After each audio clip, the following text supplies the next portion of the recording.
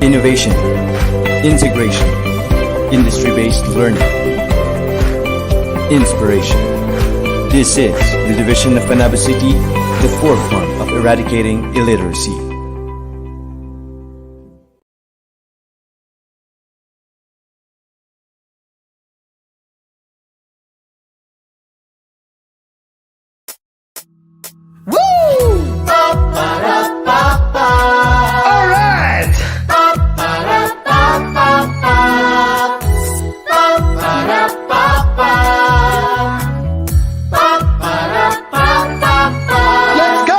Kabataan, makisabay ka na.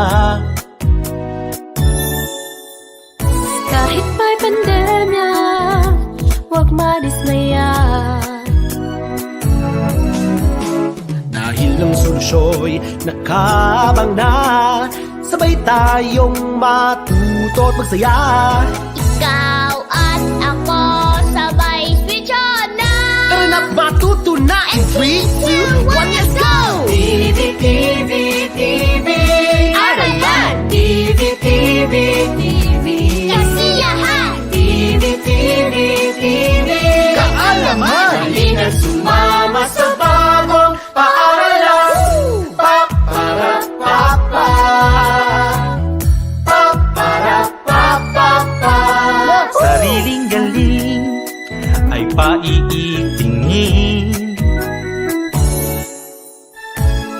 Kaalaman ay huwag patigilin. Karagdagang talino ay matutuklasan na. Buksan ang TV, sarili ihanda. Kayang ballpen at papel, tayo'y matutunan. Tara tumutok na! 3, 2, 1, let's go! TV, TV, TV, ARALAN! TV, TV, TV, Kasiyahan! TV, TV, TV, Kaalaman! halina sumama sa bagong paaralan. TV, TV, TV, ARALAN! TV, TV, TV, Kaalaman! TV, TV, TV, Karunungan! halina't matuto sa makabagong paraan. Ang isip ang tabo, Handang isip, handang bukas. Halina sumama sa bagong paaralan.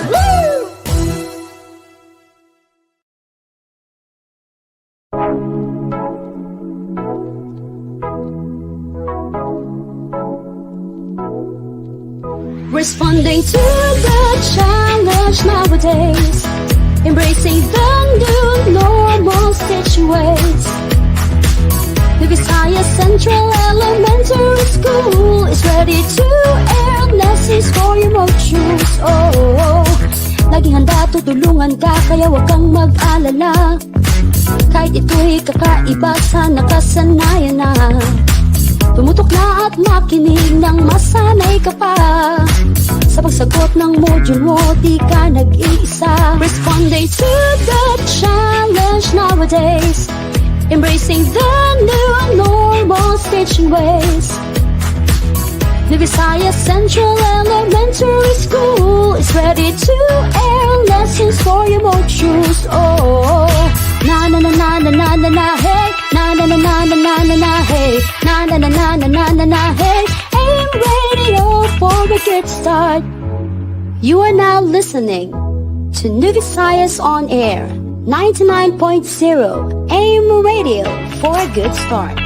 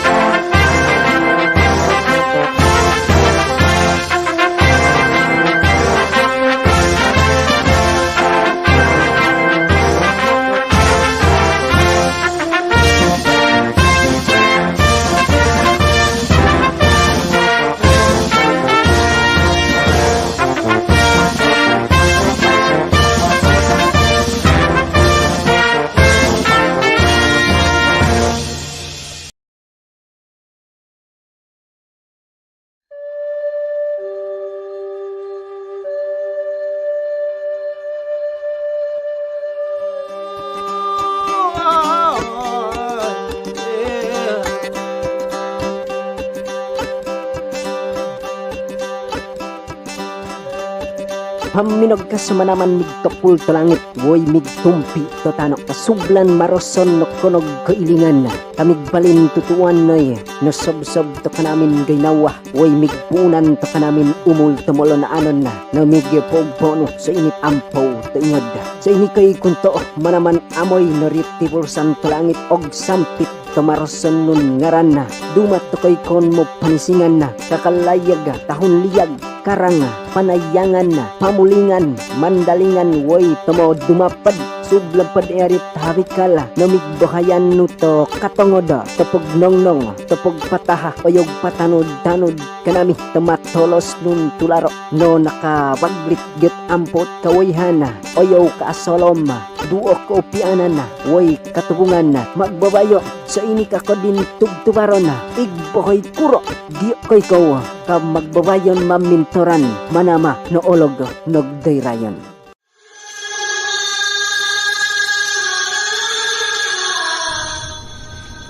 أعوذ بالله من الشيطان الرجيم بسم الله الرحمن الرحيم الحمد لله رب العالمين الرحمن الرحيم مالك يوم الدين إياك نعبد وإياك نستعين اهدنا الصراط المستقيم صراط الذين أنعمت عليهم غير المغضوب عليهم ولا الضالين آمين اللهم اجمع شمل الأمات والنصارى والمسلمين في الفلبين وسلط مجتمعنا هذا بالسلم والأمن والتقدم في وطننا هذا آمين يا رب العالمين اللهم ارفع عنا البلاء والوباء والزلازل وسيء الأسقام وما ظهر منها وما بطن خاصة كوفيد-19 المنتشرة في العالم يا رب العالمين ربنا آتنا في الدنيا حسنة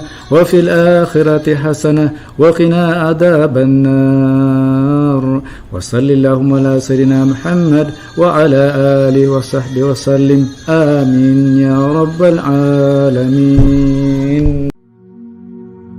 Almighty Father, Creator of heaven and earth, we adore and worship your holy name, our healer, baptizer, Savior, and coming King. We stand in awe to your every creation in land, seas, and air. We humble ourselves, asking for forgiveness for our trespasses. Purify us, cleanse us, make us worthy to call upon you. We thank you, God, for the salvation you freely gave through Jesus. Today we call unto you to bless us and be a blessing to others. Empower our leaders, our teachers, give courage to the parents and inspiration to the young ones. May we always celebrate life and love. May we always acknowledge that without you, we are nothing. This we pray in the name of the Father, the Son, and of the Holy Spirit. Amen.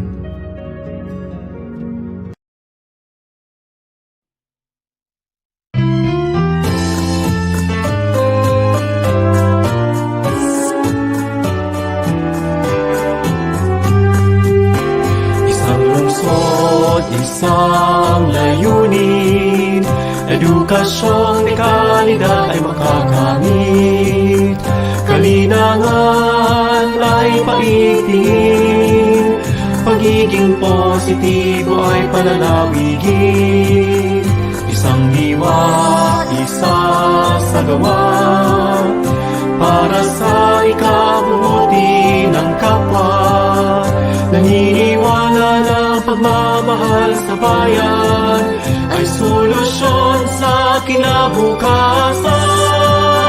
Edukasyon sa Panabo, panalo, Panabo ang sigurado. Sangay ng lungsod ng Panabo, aming liyag, minamahal ng may kapal.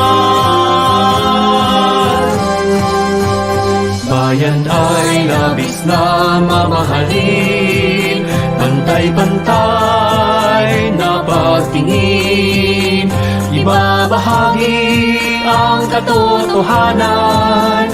Bawat bata ay may karapatan, sama-sama sa pag-abot ng tagumpay. Di susuko sa mga pagsubok sa buhay. Babaunin ang karunungang natutunan, maging mabuting halimbawa sa karamihan. Edukasyon sa Panabo, Panalo, Panaboan, sigurado. Sangay ng lungsod ng Panabo, aming liyan, minamahal ng may kapal. Ang aming hangarin ay itatatak sa aming puso't damdamin, maglilingkod ng buong katapatan. Aming liyan, minamahal. Nag-iisa at nakatangi ka sa walang hanggan ng lungsod ng Panabo. Panabo.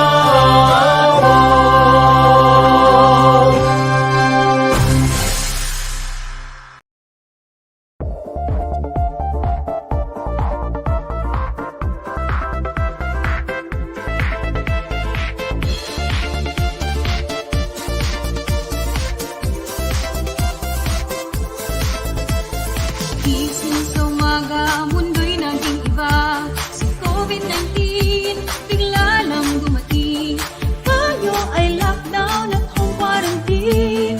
At kailangan pang may social distancing. Nalulungkot ka ba? Di ka'y nababagot. Huwag mag-alala dahil kami ay may sagot. Gabay sa iyong pagbasa, si mama at papa, si ate, si kuya, pati na rin si lolo at lola. Sa Reading Delights, tuloy ang pagbasa. Sa Reading Delights, tuloy ang ligaya. Bawat bata, bumabasa. Kahit panahon ng pandemya, we embrace the new normal. Tuloy ang pagbasa, tuloy ang ligaya. Oh, oh. Tuloy ang pagbasa. Oh, oh. Panabo City, ito ang ating bida. Reading the Lights, ito ang ating programa. Sinusulong ang love sa pagbabasa. Ipagpatuloy natin ang nasimulan na. 8-week curriculum ating ipinatupad. Home remedial reading ay namayagpag. Modular at radio-based learning modality. TV online ay di pa huli. Sa Reading Delights, tuloy ang pagbasa. Sa Reading Delights, tuloy ang ligaya. Bawat bata, bumabasa. Kahit panahon ng pandemya, we embrace the new normal. Tuloy ang pagbasa. Sa Reading Delights, tuloy ang pagbasa. Sa Reading Delights, tuloy ang ligaya. Bawat bata, bumabasa. Kahit panahon ng pandemya, we embrace the new normal. Tuloy ang pagbasa, tuloy ang ligaya. Oh, oh. Tuloy ang pagbasa. Oh, oh. Tuloy ang ligaya.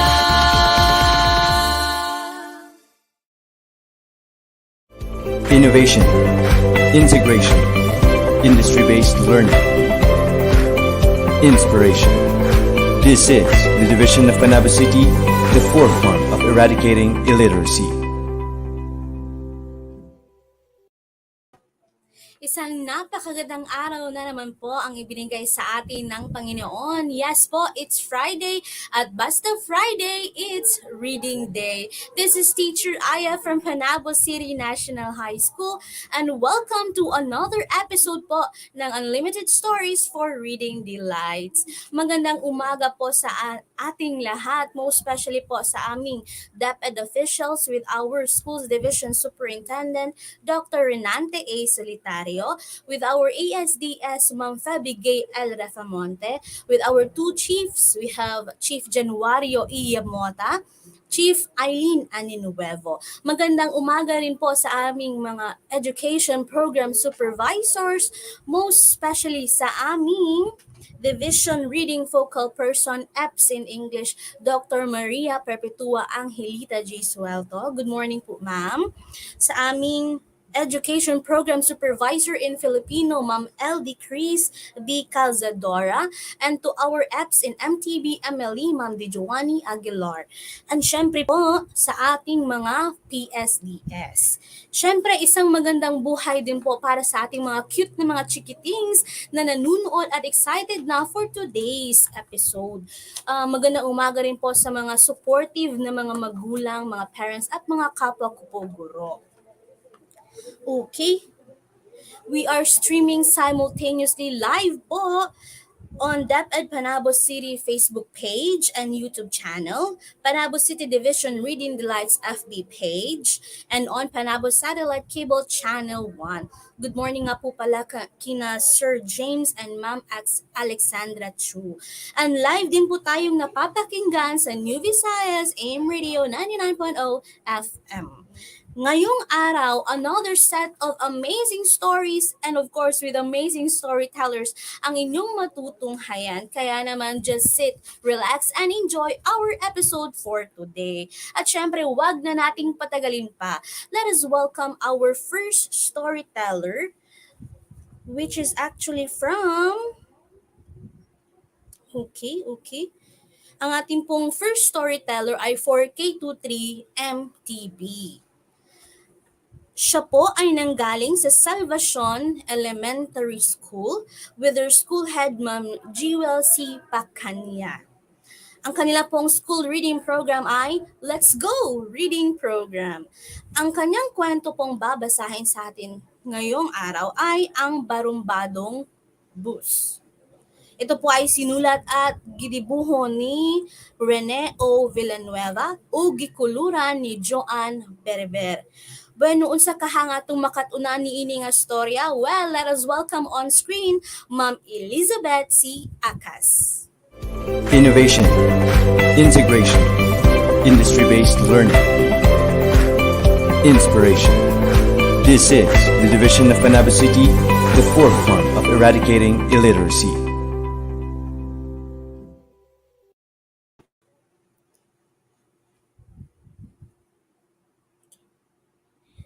May buntag sa tanan, ako di ay si Teacher Elizabeth C. Acas, Kinder Teacher sa Salvacion Elementary School. Ang among principal si Ma'am Jewel C. Pacania. Akong kauban karon sa atong story, sa atong istorya, ang akong interactor nga si Jasmine Grace F. Tagaro. Hello, may buntag Jasmine Grace. Okay, ang title Yes po anak, ang title sa among story karong buntaga sa atong storya karong buntaga ang Barumbadong Bus. Okay.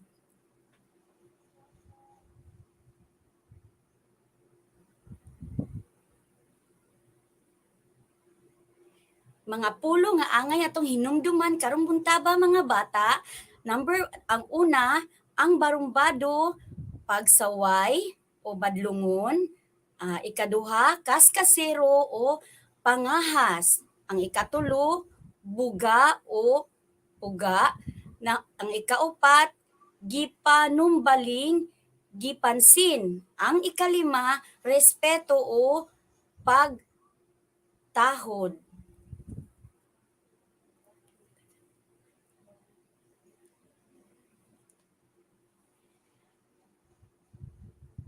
Ang istorya karong buntaga mga bata nagasugod sa ang title mao to ang Barumbadong Bus.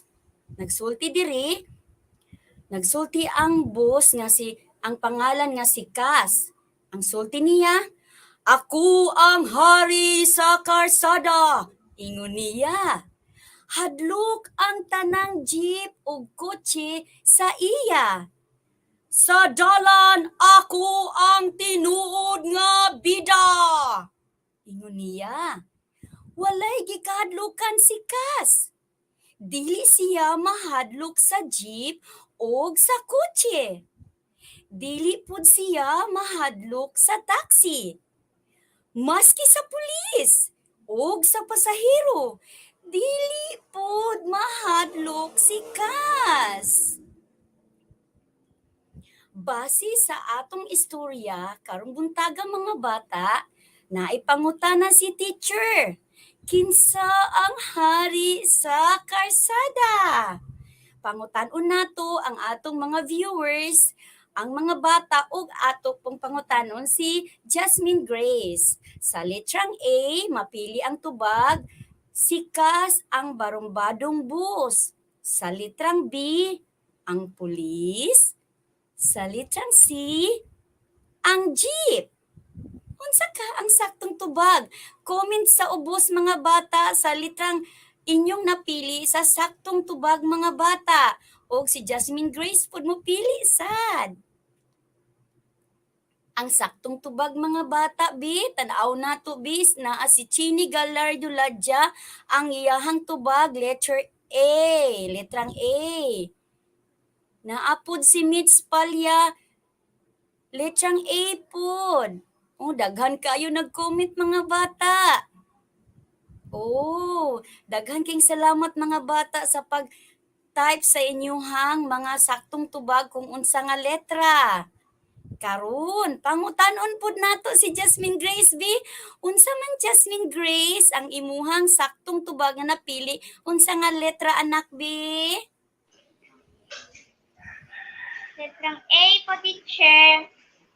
Wow, letrang A ang gipili ni Jasmine Grace. Og atong subayon og sutaon kung unsa ang saktong tubag.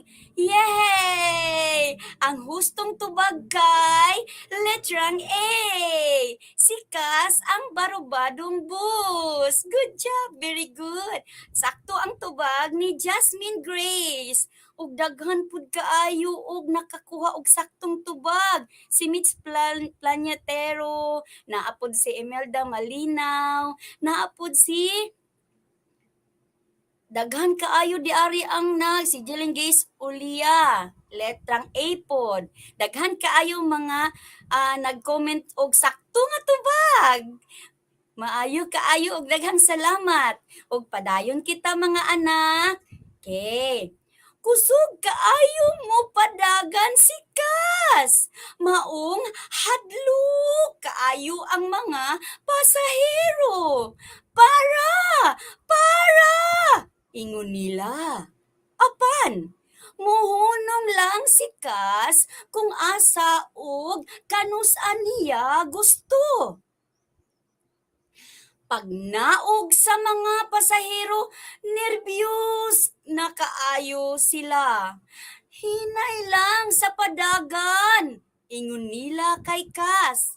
Apan, wala sila gipanumbaling ni Cass. Karon, naana po'y pangutana si Teacher Bet Akas sa atong mga viewers. Mga bata, maghatag si teacher og isa ka pangutana bahin sa akong giistorya karon. Naapoy mga tulo ka mga letra nga angay pilian sa saktong tubag. Ang pangutana mga bata ug usab kadto kang Jasmine Grace. Apil po si Jasmine Grace ani nga pangutana. Kinsa ang wala gipanumbaling ni Cass? Usbon ko, kinsa ang wala gipanumbaling ni Cass? Sa litrang A, ang pulis. Sa litrang B, ang jeep. Sa litrang C, ang mga pasahero. Usbon ko. Sa litrang A, ang pulis. Sa litrang B, ang jeep. O sa litrang C, ang mga pasahero. Unsa kaha ang saktong tubag? Mutanaw ta diri sa atong televiewers B, sa atong viewers, unsa ang ilang gi-type nga saktong tubag? Ala, daghan kaayo nag-type og letter C. Naa si Chini Gallardo. Naapod si daghan kaayo. Jilin Galis Olia. Mga letter C ang ilahang mga gipang type nga tubag nga gipili sa saktong tubag. Ato sang pangutanon ang atong interactor karong buntaga nga si Jasmine Grace Tagaro. Anak, unsa pod ang imong napili nga saktong tubag? Unsang letra anak be? Letrang C po, teacher. Wow, letrang C ang gipili ni Jasmine Grace nga iyang saktong tubag sa atong pangutana. Karon, atong susihon kung unsa ka ang saktong tubag. Okay, di ara. Ang hustong tubag kay letrang C. Wow, ang mga pasahero. Very good kaayo amo ang Jasmine Grace. Daghan pud kaayo nakakuha og saktong tubag sila Ansinya, naapoy Vilma, Bukana Ayaw Tata, nga letrang sipod, si Gwinalicias Pedros, naapod si Mary Jane Kiminero Subtiniente, mga letrang si sila, si Annalisa P. Pelvera, letrang sipod. Wow! Maayo kaayo ang atong mga viewers, no? Sakto kaayo ilang mga tubag. Salamat kaayo, Jasmine Grace. O karon, magpadayon kita sa atong istorya. Maski ang pulis walay mahimo. Naana si Kaskasiro. Unhanay ang tanan sa pagdagan para likayan ang bus na barumbado. Wala joy mahimo ang tanan kay Kas. Maski kapila na siya giistoryahan, gahi gihapon og ulo. Ang sulti ni Kas, ako ang hari sa karsada. Perminiyang ginasulti. Buhaton nako ang tanan nakong gusto. Ana pa si Kas. Karon, naana po'y pangutana si Teacher Bet. Unsa kaha ang saktong tubag ni ini? Ang pangutana mao kani. Maski ang blank wala usab mahimo. Usbon ko, maski ang blank wala usab mahimo. Sa litrang A, jeep. Sa litrang B, pulis. Sa litrang C, iro. Usbon ko. Sa litrang A, jeep. Sa litrang B, pulis. Sa litrang C, iro. Karon, i-comment mga viewers B kung unsa ang saktong tubag sa aktong pangutana karong buntaga. Dagan kaayo ang nag-comment. Og si Jasmine Grace po, nagpili na po ni siya og unsa kang saktong tubag letter ani ay, unsa nga letra?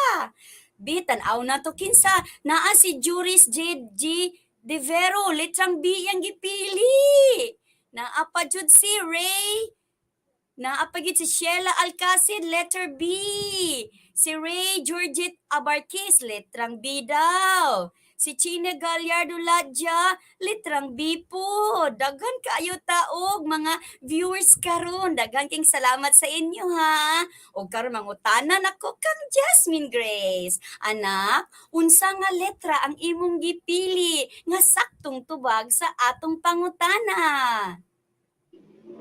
Letrang B po, teacher. Letrang B ang gipili ni Jasmine Grace with ang letrang B kay pulis. Unsa kaha ang saktong tubag? Atong sutaon mga bata. Aha! Naara ang saktong tubag. Ang hustong tubag kay letrang B. Police! Yay! Sakto ang tubag ni Jasmine Grace. Og daghan pug kaayo nakakuha saktong tubag o si May Ansinya, si Yan Jacob Tigas, o daghan kaayo o si Gabriel Uyan. Daghan kaayo nakakuwag saktong tubag. Salamat kaayo mga viewers. O karon magpadayon kita sa atong istorya. Walay gipaminaw si Kas. Hinay-hinay lang kas kasiro. Sulti sa mga tanom sa dalan. Gibugahan lang sila og aso ni Kas nga nagkatawang ni padayon og kusog padagan. Giubo og maayo ang mga tanom. Apan, wala man lang nilingi si Kas kasiro. Huna-huna niya. Maunay maayos sa mga hilabtanon. Ana pa si Kas. Ug mipadayon siya og pagpadagan nga hastang paspasa. Karun, naana po'y pangutana si teacher. Ang pangutana mao kini. Unsay gihimo ni Kas sa mga tanom? Usbon ko. Unsay gihimo ni Kas sa mga tanom? Ang sa letrang A, giligsan ni Kas ang mga tanom. Sa letrang B, gipamutol ni Kas ang mga tanom. Sa letrang C, gibugahan og aso ni Kas ang mga tanom. Usbon ko, giligsa ni Kas ang mga tanom. Sa letrang A. Sa letrang B, gipamutol ni Kas ang mga tanom. Sa letrang C, gibugahan og aso ni Kas ang mga tanom. Unsa kaha ang saktong tubag? Karun, mutan-aw ta sa mga atong televiewers, atong mga viewers, unsa ang ilang gipili nga letra? Dagan nag-type og letrang C. Si Tiffany Kyle Fontanilla, letter C daw, letrang C. Si Sheila Alcacid, letrang C. Naapod si Josel Endico de los Reyes, letrang C pud yang gipili. May Ansinya, letrang C. Si May Ann Planyatero, letrang C pud. O, daghan kayong letrang C ang gipili. Karon. Mangutana si Teacher Beth kang Jasmine Grace kung unsa iyang napili nga saktong letra sa tubag nga atong gipangutana taod-taod lang. Karon mangutana ko kang Jasmine Grace B, anak, unsa nga letra sa saktong tubag imong napili? Letrang C po, teacher. Wow! Letrang C ang gipili ni Jasmine Grace na saktong tubag sa atong pangutana ganina. Ang giyang gisulti diri gibugahan og aso ni Kas ang mga tanom. Atong susihon, atong sutaon kung sakto ba ang tubag nga napili ni Jasmine. Yay! Ang hustong tubag kay letrang C. Gibugahan og aso ni Kas ang mga tanom. Very good kaayo. Sakto ang tubag ni Jasmine Grace ug ang atong mga viewers. Salamat kaayo mga viewers. Karon magpadayon kita. Isa kay gayon giistorya siya sa panganod si Kas. Ayaw sige og buga og aso, ingon sa mga panganod. Nangitom na apil ang ilong sa panganod sa kahugaw sa aso. Hapit na kini makahilak ang mga panganod. Maldito gyud ni si Kas ba? Siya ang bus nga walay respeto. Ana pa. Maski ang bulan ug ang adlaw, walay mahimo kay kas. Wala siya nagapaminaw sa bisan kinsa nga mubadlong kaniya. Ang sulti perminikas, ako ang hari sa karsada. Ang rason ni Kas, mahimo nako tanan nakong gusto. Mauna ang sulti ni Kas. Usa ka adlaw, naghubog si Kas. Niinom kini og daghang gasolina. Glog, glog, glog, glog, glog. Sige og inom si Kas. Glog, glog, glog, glog, glog. Gipugnan siya ni panganod og ni adlaw. Apan, wala na minaw si Kas Kasiro. Maski hubog na kaayo, nakahunahuna lang gihapon og panghinambog si Kas. Maski pa ikis-ikis na ang mga ligid, padagan gihapon og kusog sa tunga sa karsada. Ang ingon ni Kas, ako ang hari sa karsada. Ingon niya. Unya, sige og silbato samtang nagpadagan. Bip, bip, bip, bip. Ana, kusog kaayo ang dagan ni Kas. Maayo na lang, kay wala siya sakay. Hubog kaayo ang bus nga walay mudo. Kusog kaayo yang padagan. Mas kusog pa sa jeep. Mas kusog pa sa taxi. Mas kusog pa sa kotse. Apan, wala gihapon siya nalipay. Ang padagan mas iyang gipakusgan. Mga bata, unsa kaha sa tan-aw ninyo ang nahitabo kay Kas? Hala, naay pangutana mga bata. B, ang atong viewers, B, naabaka sila'y mga andam nga tubag o napili o nahuna-hunaan nga tubag sa atong pangutana. Si Jasmine Grace na dyan siguro ni siya nahuna-hunaan nga tubag ay. Be, tanawo na to ang atong tubag be sa viewers be. Si Sheila Alcacid nagsulti siya, natumba. Si Sofia Hill, mabangga. Unsa pa? Naapabaylain diya, bi? Si Chini Galyaro Ladja, na disgrasya si Kas. Si Rinalyn N. Kenyom, na disgrasya. Daghan kaayo. Unsa pa ka napay? Daghan kay sila gitype. Daghan kay tubag. Karon. Unsa kaha ang saktong tubag? Mangutana ta sa atong pinalanggang Jasmine Grace B. Anak, unsa kaha ang nahitabo kay Kas? Mabangga po, teacher. Mabangga daw! Atong sa taon, atong susihon kung sakto ba ang tubag ni Jasmine Grace o ang atong mga viewers. Ara? Nabangga si Kas! Bali-bali ang mga puthaw ug mga tubo niya. Buskag ang makina ug nabawg ang tambutso. Murag na pislat na lata si Kas Kasiro. Wala na nakagawa sa dalan si Kas Kasiro sukad ato. Gilabay siya sa tambakan sa mga daan ug mga guba na mga sakyanan. Dito sa lubnganan sa mga walay modo.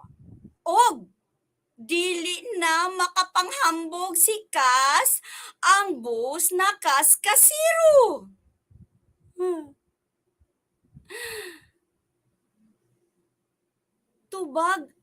Tubaga ang mga pangutana mga viewers B. Nay pangutana si teacher. Pilia ang ang litra sa hustong tubag. Hala, andam na ang atong mga viewers. Ug andam na po ang atong Jasmine Grace. Unang pangutana. Kinsa ang atong gihisgutan sa istorya? Letrang A, si Kas, ang kaskasirong bus. Letrang B, si Jeep. Letrang C, ang mga tanong. Usbon ko. Unang pangutana, kinsa ang gihisgutan sa istorya? Letrang A, si Kas, ang kaskasirong bus. Letrang B, si Jeep. Letrang C, ang mga tanong. Unsa may saktong tubag? Bidaw be? Tanaw ta sa atong mga viewers be, unsa ilang gipang type, ilang gipang comment nga mga letrang saktong tubag nga gipili sa atong pangutana. Si Siyang Jacob Tigas, letrang A.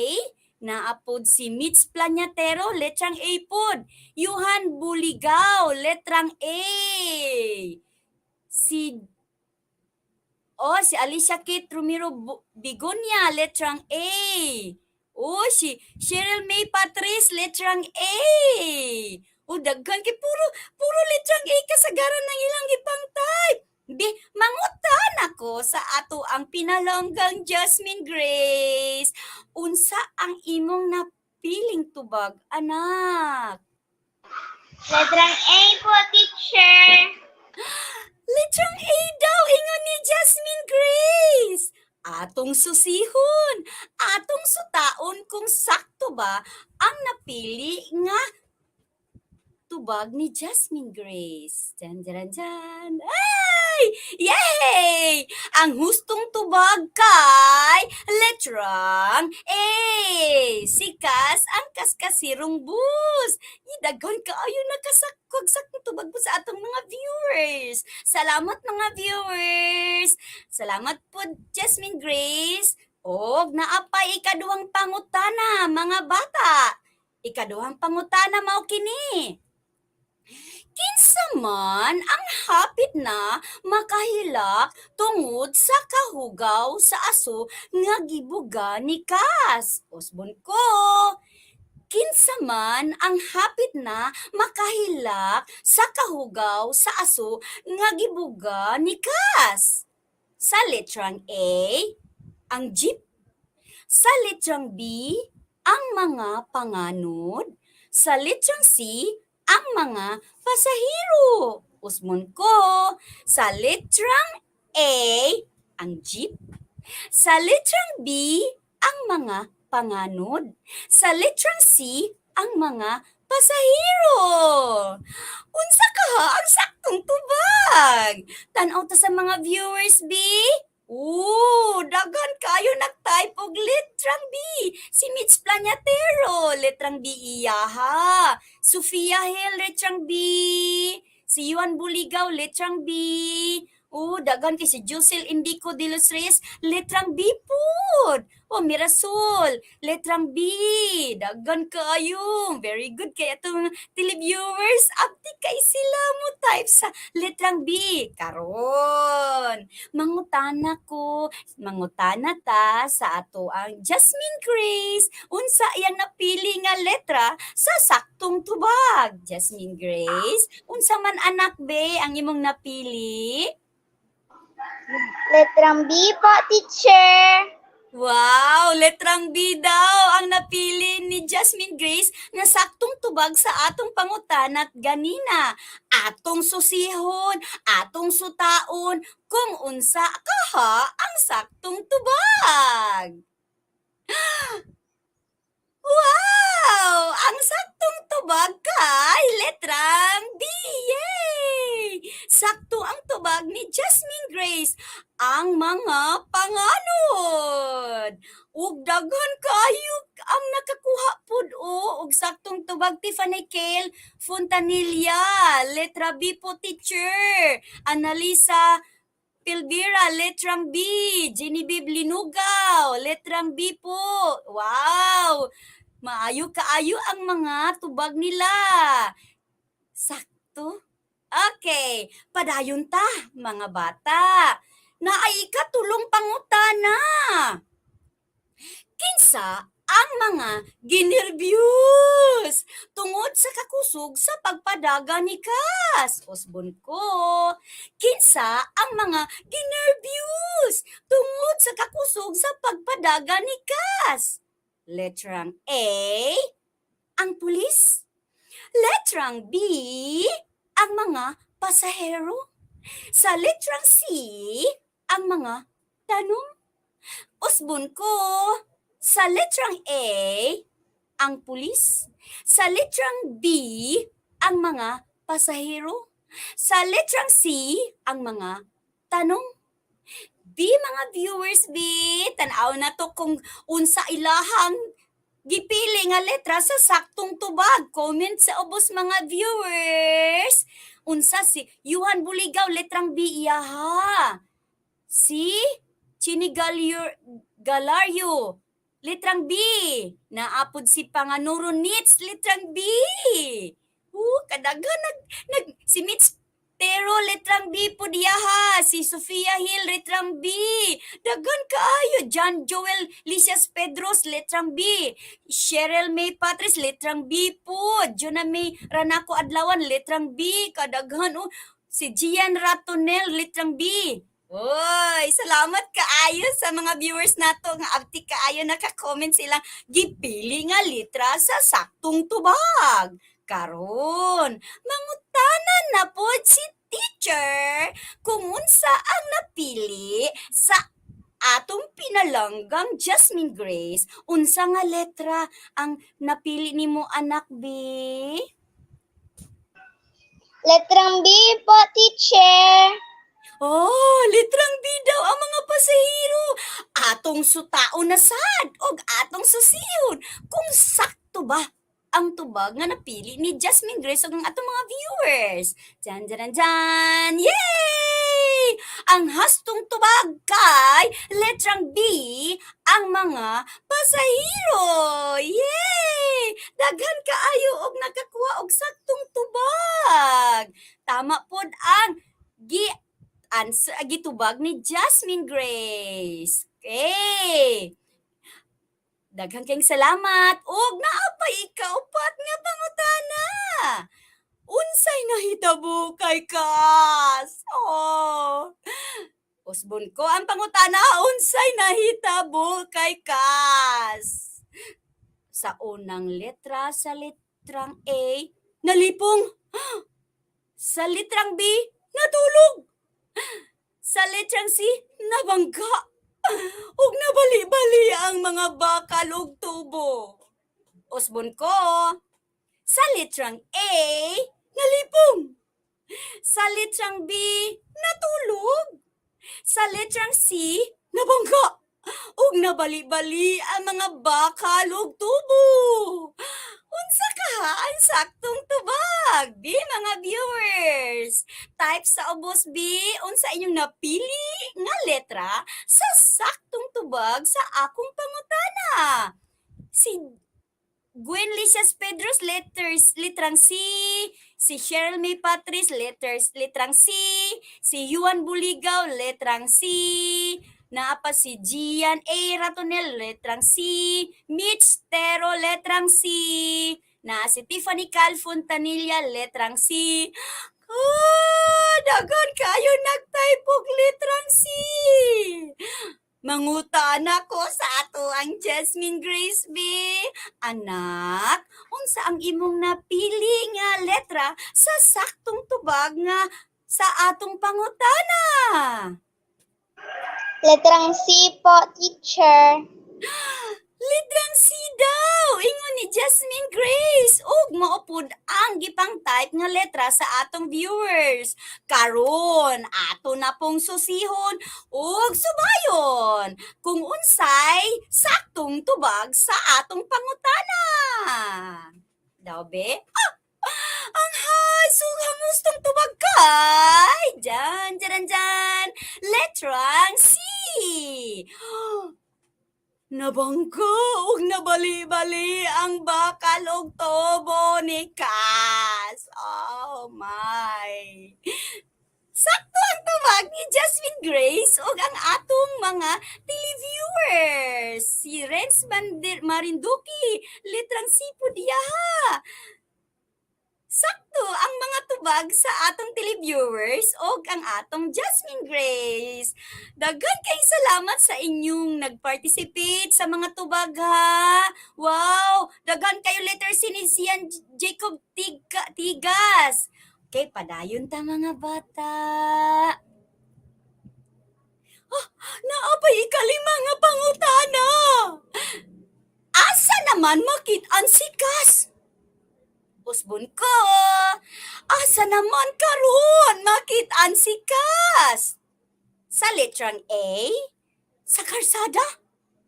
Sa letrang B, sa tambakan, sa daan ug mga guba na sakyanan. Sa letrang C, sa tindahan. Usbon ko. Sa letrang A, sa karsada. Sa letrang B, sa tambakan, sa daan ug mga guba na sakyanan. Sa letrang C, sa tindahan. Unsay tama nga saktong tubag. Pili na mga viewers B unsa nga letra ug si among Jasmine Grace nagpili pud ni siya unsa kahaay. Chan jan. Maghuna-huna. Oh, Sofia Hill, B po teacher. Oh, si John Joel Lisias, B. Si Yuan Buligaw, litrang B. O, daghan kaayo nag-comment og litrang B. Unsa ka ha? Si Tiffany Kyle, Fontanilla, litrang B po teacher. Ella Incarques, litrang B. Judith Dison, oh, nag-watching pud siya. Si Chini Galario Ladja, litrang B. Karon, mangutana si Teacher Beth. Unsa man ang napili ni Jasmine Grace na saktong tubag? Unsa nga tama nga letra? Bi, mangutana ko. Anak B, unsa imong napili, anak B? Letrang B po, teacher. Wow! Litrang B daw ang gipili ni Jasmine Grace na saktong tubag sa atong pangutana. Sa tambakan, sa daan ug mga guba na sakyanan. Ana jud. Atong susihon. Atong sutaon. Kung tama ba o sakto ba ang tubag ni Jasmine Grace ug ang atong mga viewers. Dan.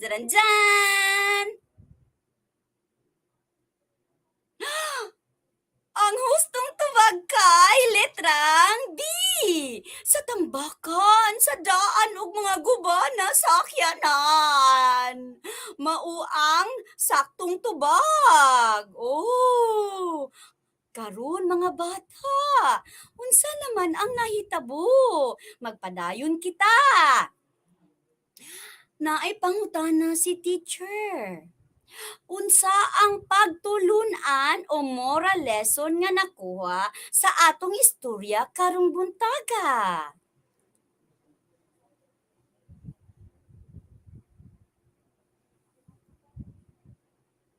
Ang pagtulunan o moral lesson nga atong mukuha sa atong istorya karong buntaga nga mga bata, atong hinumduman ug maminaw tang tanan sa atong moral lesson nga pagtulunan nga atong nakatunan nga dili gayud kita maghinambog ug makasarili kay dili kini maayo nga batasan o kinaiya.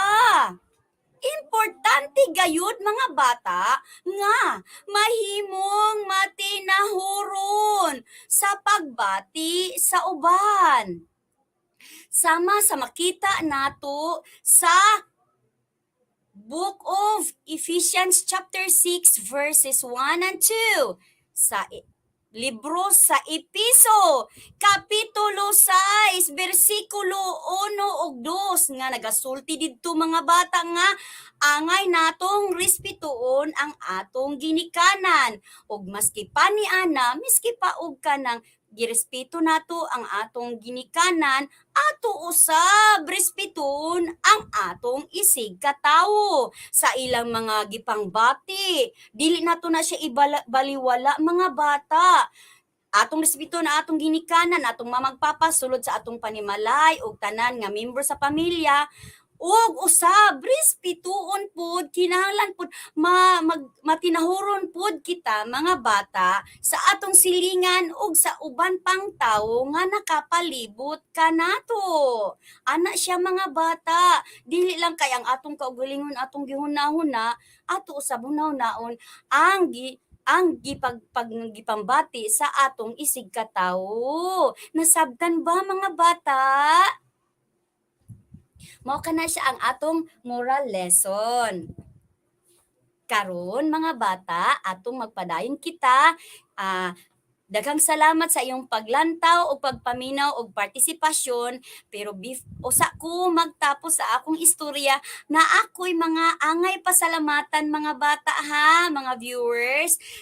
Daghan day kayong salamat sa ato ang pinalanggang Ma'am Johanny Aguilar, ang ato ang Education Program Supervisor, ug siya pod ang ato ang MTB Division Coordinator. Og ikaduha kang Ma'am Jewel C. Pacanya, ang among pinaka-cute, pinaka-pretty, pinaka-energetic ug abtik kaayo nga school principal sa Salvacion Elementary School. Sa iyahang pagdasig kanako para kani mahimo nga storya karong buntaga para kaninyo. Ikatulo kang Ma'am Juna Joy Ruaya, ang amuang school reading coordinator sa iyang mga advices, mga tips, mga daghan pang kaalaman nga iyang gisulti sa kuha nga unsa akong angay buhaton karon para mahimuntar kaning nga istorya ug ma-deliver nako sa inyo og tarong. Ikatulo kang Gloria Sabunod, Ma'am Gloria, Ma'am Inday Gloria Sabunod. Salamat kaayo ma'am, ang among MTB coordinator sa pag-follow up niya sa akua, sa pagdasig, sa kanunay nga pagpukaw nga Ma'am Bet ani imong buhaton ana. Salamat kay Inday Glo. Next ka Ma'am Juvie Mi Adaptar, pagpaghimo aning PowerPoint kay dako kayo siya tabang kay siya naghimo aning PowerPoint nga akong gipakita sa inyo ha karon. O ka Ma'am Nisel Calderon, ka Ma'am Cristina Sagarino sa ilahang mga tabang, mga tips what to do unsay angay buhaton ana, mga tambag ana kay kanang maayo ang akong istorya karon sa atong barumbadong bas nga storya. Next kang Ma'am Litlit Ubaldo, magtutudlo sa Rizal sa iyang pag-edit o paghanay o pagdugang sa maangay buhaton para manindot ang istorya. And usab nagpasalamat ko sa ginikanan ni Jasmine Grace, ang mama ug papa si Mr. and Mrs. Tagaro sa pagsugot nila nga si Jasmine Grace ang akong kuhaon nga interactor karon. Ug usab si Ate Joyce Nicole F. Tagaro nga siya nagtabang ni Jasmine Grace nga makita nato si Jasmine Grace karon. Salamat kayo ate, salamat kayo mama papa, salamat Ate Joyce nga Joyce Nicole Tagaro nga imong pag-help sa kuha nga para makita si Jasmine Grace karon og pag-help sa mga equipment sa balay ug kusog ilang wifi. Ug kang Jasmine Grace, salamat kaayo anak. Very good kayo akong anak no, akong kinder pupil before nga grade 2 pupil na ni siya karon kang Ma'am Kukal sa Salvacion Elementary School gihapon. Salamat kayo anak Jasmine Grace. Si Jasmine Grace F. Tagaro ang akong interactor karon. Salamat sa Tagaro family ug salamat jud kayo og dili kalimtan. Labaw sa tanan ang atong Ginoo. Salamat kayo Lord nga naghatag kanako og kaalam ug pagiya aron mahimuntar nako karon ang pag-istorya kaninyo karong buntaga. Angay natong hinumduman mga bata ha. Nako ibilin nga bersikulo nga makita sa katong ganina Ephesians, importante to siya, Ephesians chapter 6 verses 1 and 2 nga kita gayud dili gyud nato kalimtan mga bata nga obedient ta mati mag kinahanglan mag atuad yung i-consider ang pagbati sa uban nga kanang dili lang kita ang atong nunaon kundi atong nunaon pod ang uban nga nasakitan ba unsa kay bati niya ana mga bata mga viewers ha ug atong Jasmine Grace buutan po di siya kaayo ug si Princess diha nga yung first cousin. Hello Princess, akong gi-greet akong pinalanggang Princess Fertes. Hello anak, I love you. Ug akong ibilin sa inyo karon sa pagtapos nako sa akong istorya ang akong favorite verse makita sa Proverbs chapter 6 chapter Proverbs 3:6. Okay. Ang ako ang verse nga paborito mga bata nga makita diya sa tanan natong pagabuhaton bisag unsa man kana ato gayud kanang ipananghid tanan sa Ginoo aron ang Ginoo magagiya kanato matag segundo karon aron ang atong mga angay buhaton o atong ipananghid sa iya mahimo kaning successful ug wonderful ug positibo ang tanan. Kini si Teacher Bet Akas sa Salvacion Elementary School nagasulti kaninyong tanan ug daghang salamat ug maayong buntag. God bless us all. Bye-bye. Innovation, integration, industry-based learning, inspiration. This is the division of Panabo City, the forefront of eradicating illiteracy. Daghang salamat sad kaayo Ma'am Elizabeth Akas kauban ang kanyang pupil interactor si Jasmine Grace F. Tagaro. Thank you po kaayo Ma'am. Now let's proceed to our second storyteller, which is from Rizal Elementary School with their school head or school principal, Ma'am Ramelin F. Antalan. Ang kanila pong school reading program ay Reading Ingenuity Zealous to Achieve Learning. Ang kanyang pamagat po, o ang pamagat po ng kwento na kanyang ibabahagi is ang alamat ng bayabas from WS Pacific Publications Incorporated, Manila, Philippines. Kasama po niya ang kanyang pupil interactor na si Zanmer Noah L. Capuso, grade 3 SSES student. Okay, ngayon ating pakinggan po live dito, Sir Jesray Macas. Innovation, integration, industry-based learning, inspiration. This is the division of Panabo City, the forefront of eradicating illiteracy.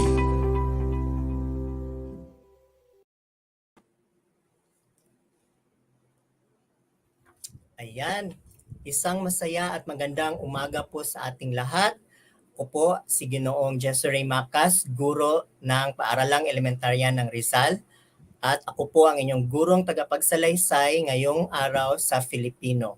Nais ko pong batiin ang lahat ng mga nakikinig sa AIM Radio 99.0 FM ng New Visayas Central Elementary School at saka sa lahat po ng mga nanonood sa online platforms ng DepEd Panabo City Division. Magandang araw po at nawa po ay nasa magbuti kayong kalagayan. At bago ko po simulan ang aking kwento ngayong umaga ay ipapakilala ko muna sa inyo ang aking pupil interactor na si Zanmer Noah L. Capuso mula sa Paaralang Elementarya ng Rizal. Ang kaniyang class advisor po ay si Ma'am Lulibeth T. Vidal at siya po ay sa grade 3 pangkat SSES. Hello Zanmer, magandang umaga.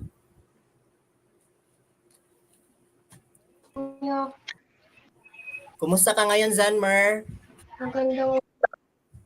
Magandang umaga din po sa inyo, sir, at lahat ng mga nanonood. Okay, so handa ka na ba sa ating kwento ngayong umaga, Zanmer? Opo. Okay, mabuti naman. Ngayon ay magsisimula na tayo. Ang kwentong aking babasahin ngayong umaga ay tungkol sa ang alamat ng bayabas. Ang sanggunian nito or ang reference ay mula sa WS Pacific Publications Incorporated, Manila, Philippines, www.learningisfun.com.ph. Pero bago ko ihahayag sa inyo ang ating kwento ngayong umaga ay meron muna akong mga talasalitaan dito na i-introduce sa inyo. At ang unang salita ay corona. Ang ibig sabihin, isang uri ng putong sa ulo na isinusuot ng hari at reyna. Pangalawang salita, kaharian. Isang malaking kastilyo na may hari at reynang namumuno. Pangatlo ay kawal. Ang ibig sabihin ay sundalo. At ang pang-apat naman ay kalakal. Ibig sabihin mga paninda. At ang panghuli at panglima ay ang putahe. Ang ibig sabihin ay ulam. Karaniwan ito ay isinasama sa kanin. Ang lahat ng mga salitang yan ay mababasa natin mamaya sa ating kwento. Noong unang panahon, may isang kaharian na pinamumunuan ng isang haring ubod ng damot at mapagmataas.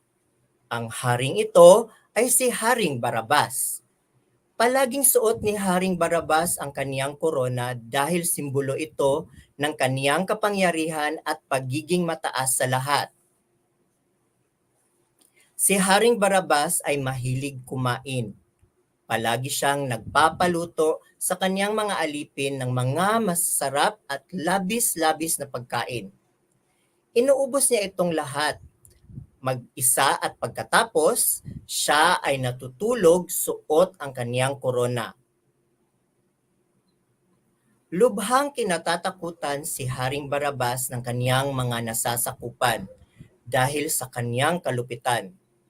Pinarurusahan niya ang sinumang hindi sumunod sa kaniyang mga utos, babae man o lalaki, matanda o bata man ito. Noon ay may kautusan ang hari na pagsapit ng gabi, dapat lahat ng mga tao ay nasa loob na ng kanilang mga bahay. Isang beses, may isang mangingisda na pumalaot sa dagat. Sa kagustuhan nitong makapag-uwi ng maraming huli para sa kaniyang pamilya, ay ginabi ito sa labas. Dali-dali siyang hinuli ng mga kawal at dinala kay Haring Barabas. Itong si Haring Barabas ay hindi man lang nakinig sa kaniyang dahilan ng mangingisda kung bakit ito ginabi sa labas. Inutusan na niya kaagad ang kaniyang mga kawal na pahirapan ito at ikulong. Nabalitaan ito ng mga tao at lalo silang natakot sa hari. Okay, so meron akong katanungan dito. Zanmer, ano ang palaging suot ni Haring Barabas sa kaniyang ulo? Letter A, corona. Letter B, medalya. Letter C, sombrero. Zanmer, ano ang iyong sagot?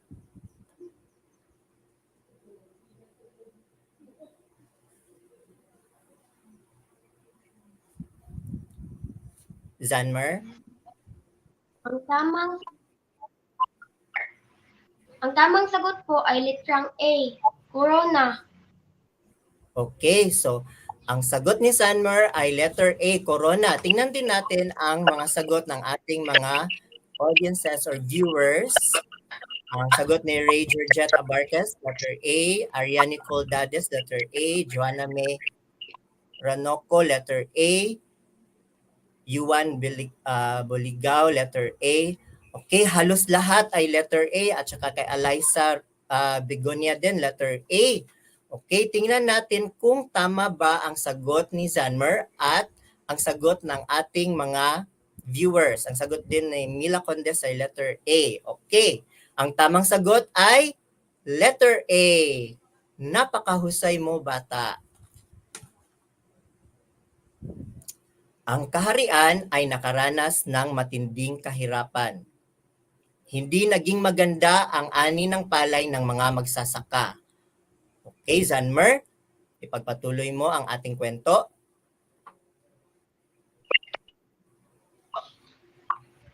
Kaunti na din ang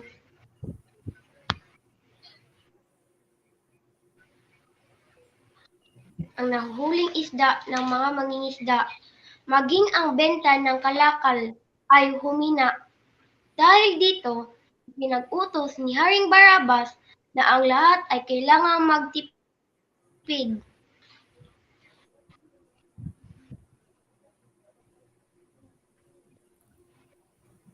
Habang ang mga tao ay nagtitipid, itong si Haring Barabas ay nag-aaksaya naman.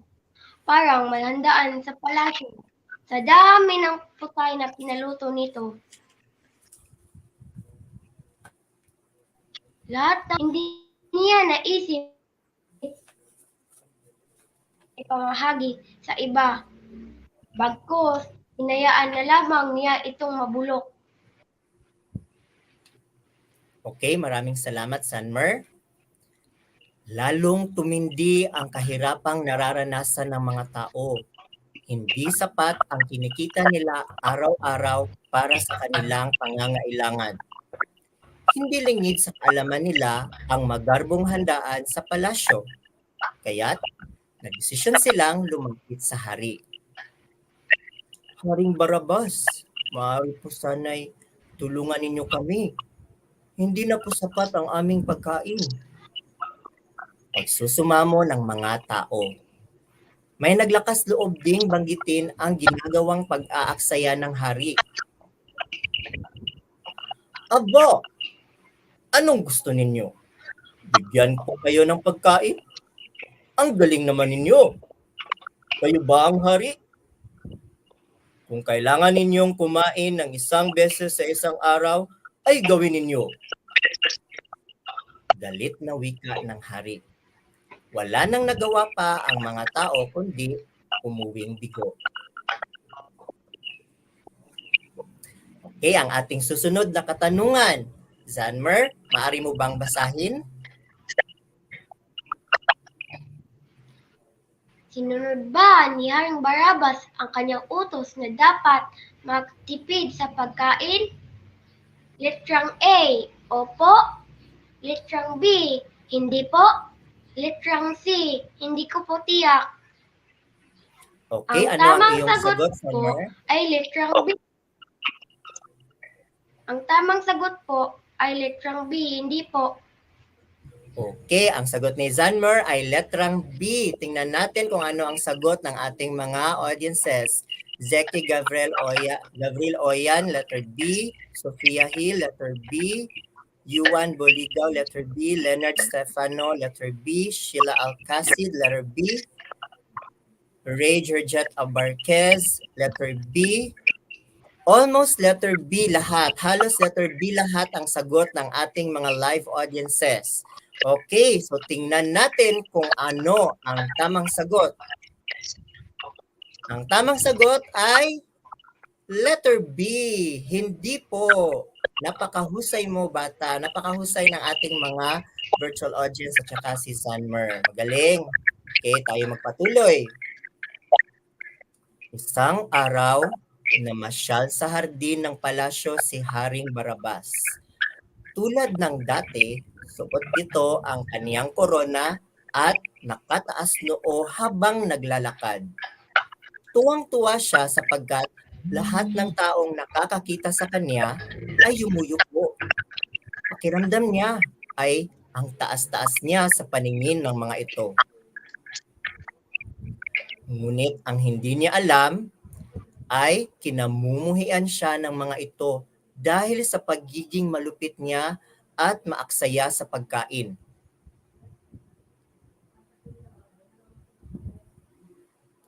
Tulad ngayon, ipinag-utos nito na ipaghanda siya ng pagkain dahil kakain siya sa hardin. Halos mapuno ang mesa niya sa dami ng pinaluto niya. Kakasimula pa lamang kumain ni Haring Barabas nang may lumapit na isang matandang pulubi. Humihingi ito ng limos. Maski pagkain lamang pantawid sa kaniyang gutom. Ngunit, hindi ito pinansin ng hari. Ipinagpatuloy lang nito ang pagkain na tila walang nakita at narinig. Pinulot na lamang ng matandang pulubi ang mga pagkaing nahuhulog sa ilalim ng mesa nito.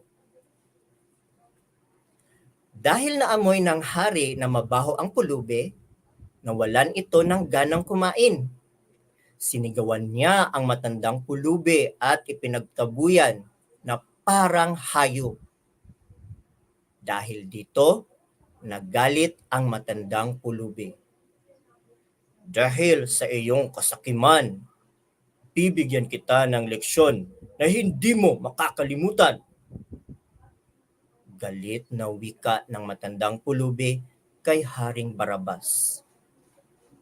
Hindi pa natapos magsalita ang matandang pulubi nang biglang kumulog at kumidlat. Natakot si Haring Barabas at sumigaw ng saklolo. Ngunit huli na ang lahat. Unti-unti nang nagbago ang kaniyang anyo. Biglang naglaho ang matandang pulubi at naging ganap na halaman naman si Haring Barabas. Nilapitan ng mga tao ang halaman. Napansin nila na may bunga ito. Ang bunga ay bilugan na tila may korona. Mula noon ay tinawag nilang bayabas ang halaman na iyon, mula sa pangalan ng hari nilang si Haring Barabas. Okay, Zanmer, maaari mo bang basahin ang aral ng ating kwento ngayong umaga?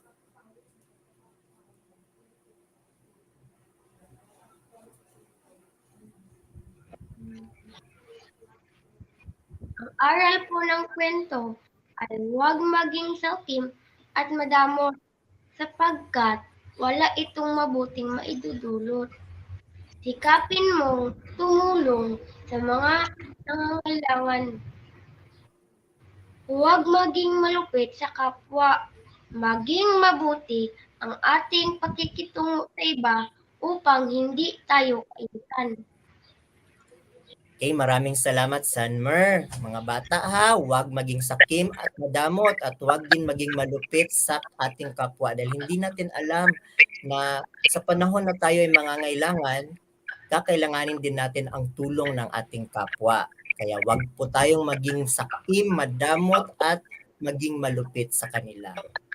Okay? Sa puntong ito ay meron akong mga katanungan na nagmula sa ating kwento. Unang katanungan, saan nakatira si Haring Barabas? Letter A, sa paanan ng bundok Makiling. Letter B, sa paanan ng bundok Apo. Letter C, sa kaharian. At letter D, sa bahay kubo. Zanmer, ano ang sagot mo?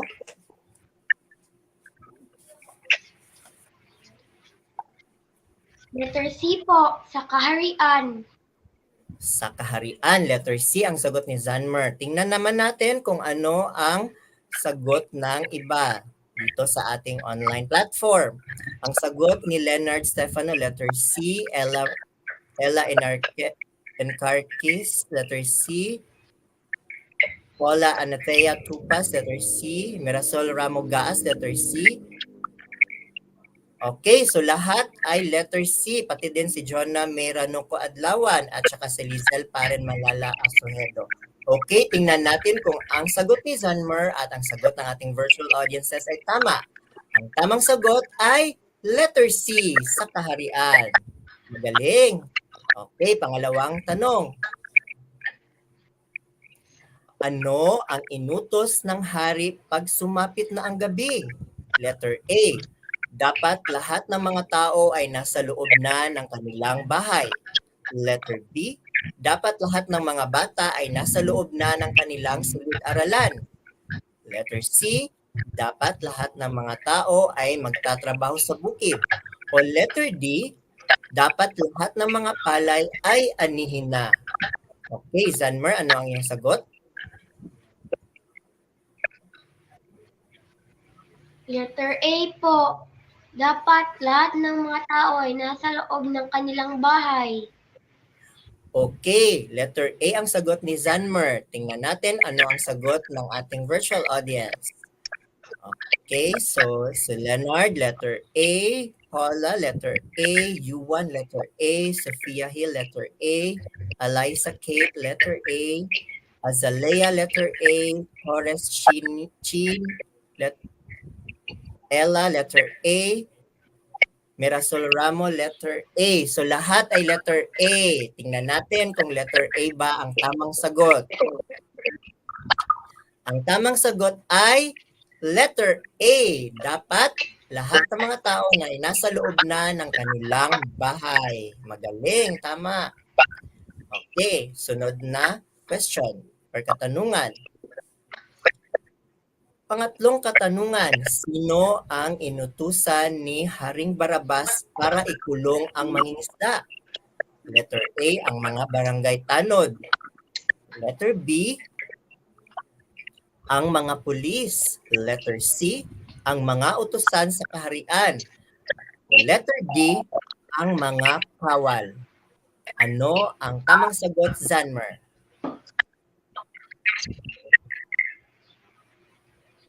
Ang tamang sagot po ay letter D, ang mga kawal. Okay. Alamin namin natin ang sagot ng ating mga virtual audience. Letter D, sabi ni Luz Maputol at saka si Zeki Gabriel Oyan, letter D. Sophia Hill, letter D. Okay, so letter D, pati si Mirasol at Lizelle pa rin. Letter D, lahat ng kanilang mga sagot ay letter D, pati ang sagot ni Zanmer. Tingnan natin kung ano ang tamang sagot sa pangatlong katanungan. Ang tamang sagot ay letter D, ang mga kawal. Magaling. Okay, sunod naman, pang-apat na katanungan. Bakit naging bayabas si Haring Barabas? Letter A, dahil sa kaniyang kasakiman, pinarusahan siya ng matandang pulubi. Letter B, dahil paborito niya ang bayabas. Letter C, dahil tinanim niya ang mga buto ng bayabas. O letter D, dahil kumain siya ng bayabas. Okay, una ngayon, alamin natin kung ano ang mga sagot ng ating virtual audience muna. Ano ang sagot ng ating mga virtual audience? Sabi ni Ella Martin Carques, letter A. Zeki, letter A. Sheila, letter A. Leonard, letter A. John Kismark, letter A. Leonard Stefano, letter A. Azalea, letter A. Paula Anatea, letter A. Okay, Zanmer, ano ang iyong sagot, Zanmer?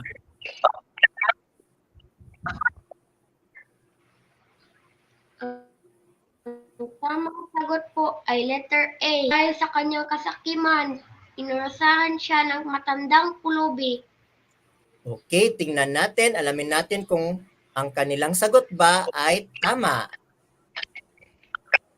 Ang tamang sagot ay letter A. Dahil sa kaniyang kasakiman, pinarusahan siya ng matandang pulubi.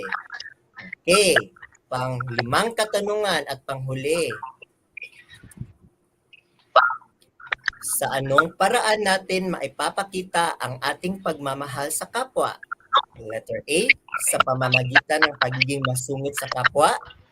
Letter B, sa pagtulong sa mga nangangailangan. Letter C, sa pamamagitan ng pagtaboy sa mga humihingi ng tulong. O letter D, sa pagkutya sa mga may kapansanan. Okay, alamin natin kung ano ang sagot ng ating mga virtual audience.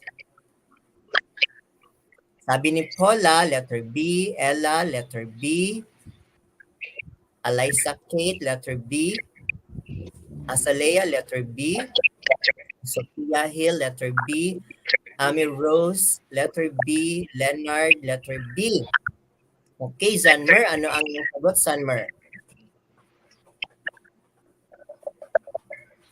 Ang tamang sagot po ay letter B.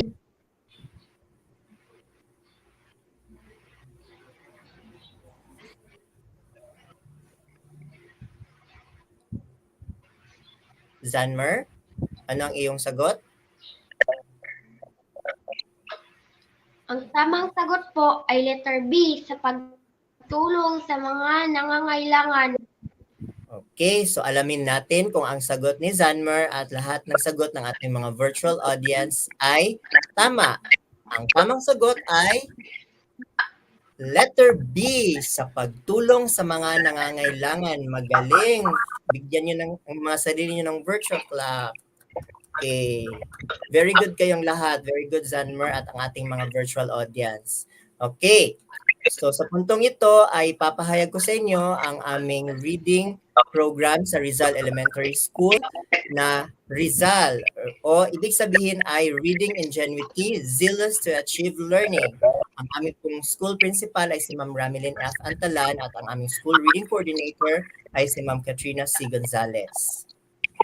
Okay, so bago po ang lahat, sa puntong ito ay nais ko pong pasalamatan ang aming school principal, Ma'am Ramilin F. Antalan, ang aming school reading coordinator, Ma'am Katrina C. Gonzalez, at ang aming school Filipino coordinator, si Ma'am Garden Lynn Arisgado, at sa lahat ng mga kasamahan kong guro sa Rizal Elementary School, maraming salamat po sa inyong suporta.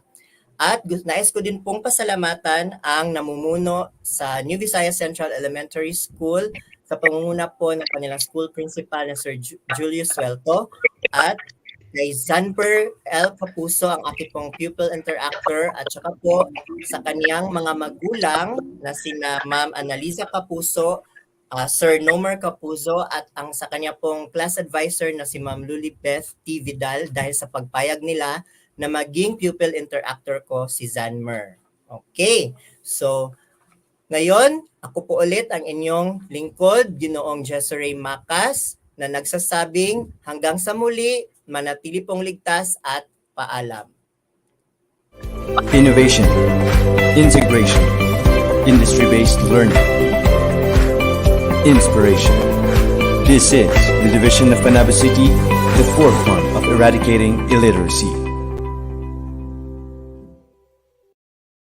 Maraming salamat din po Sir Jesseray Macas at ang kanyang people interactor na si Sanmer Noah L.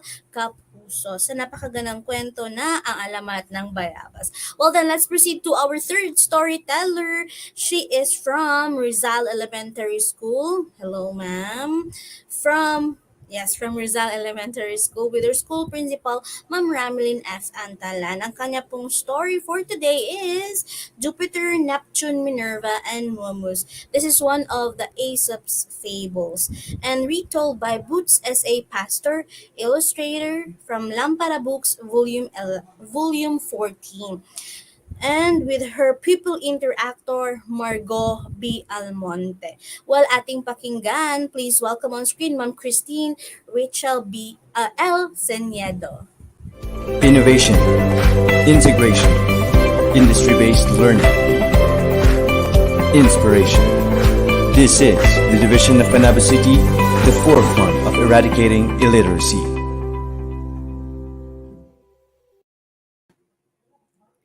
Good morning, children. Good morning, Panabo City Division.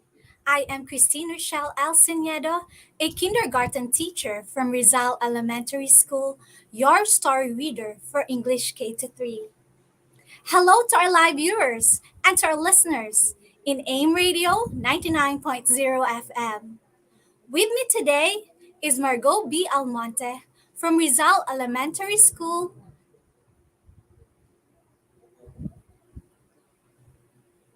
Grade 3 SSES, under the advisory of Ma'am Lulibeth Vidal.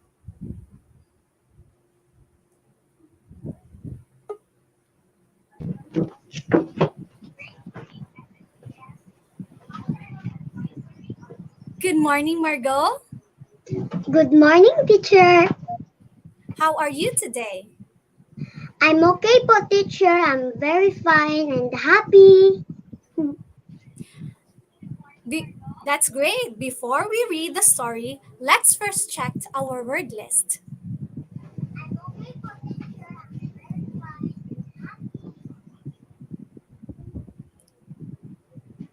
The first word in our word list is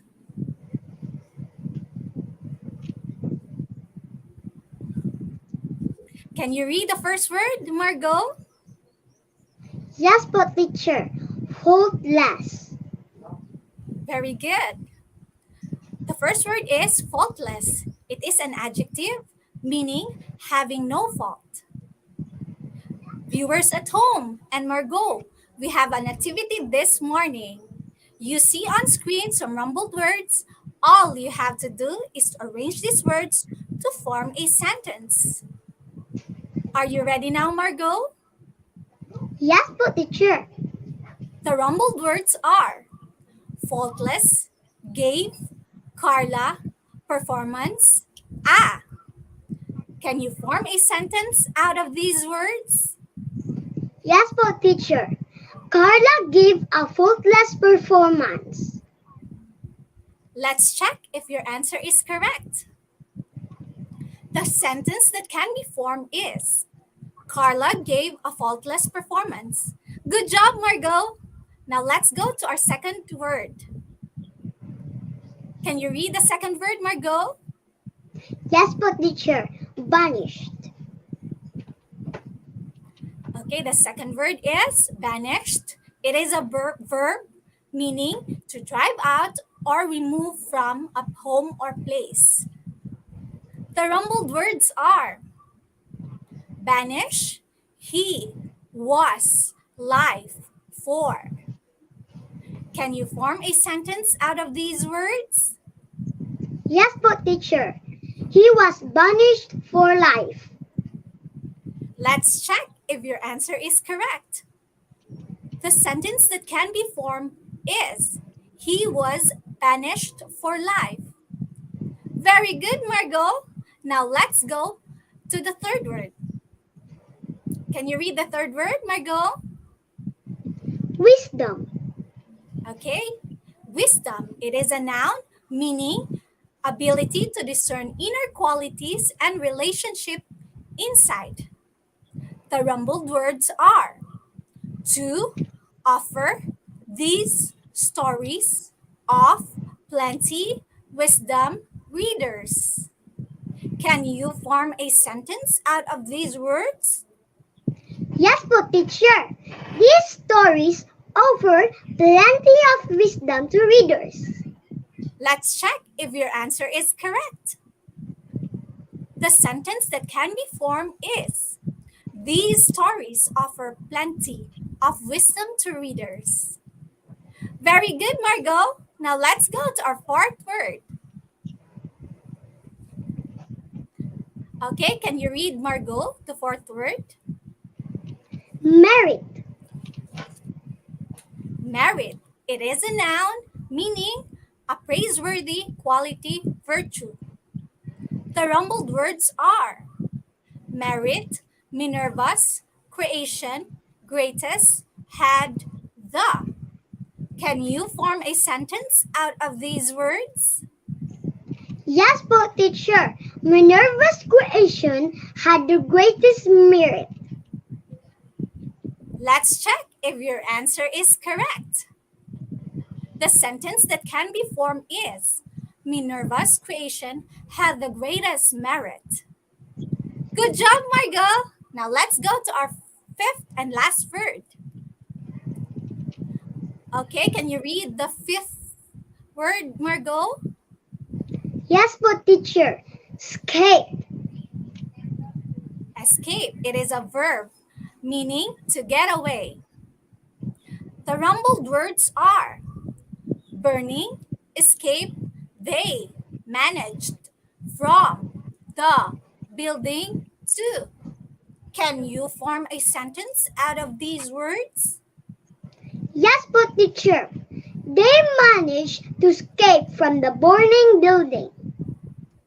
Let's check if your answer is correct. The sentence that can be formed is they managed to escape from the burning building. Now let's proceed to our story reading.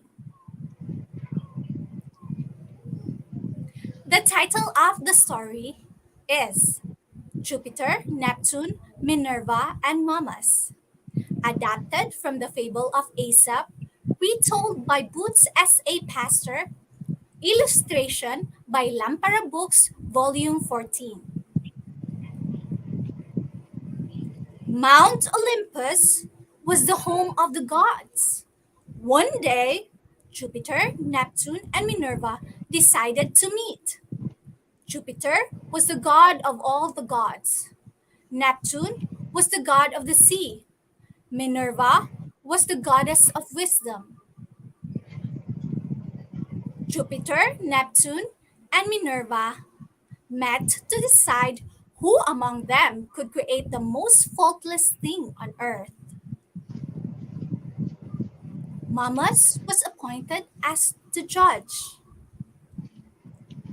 Jupiter created a man.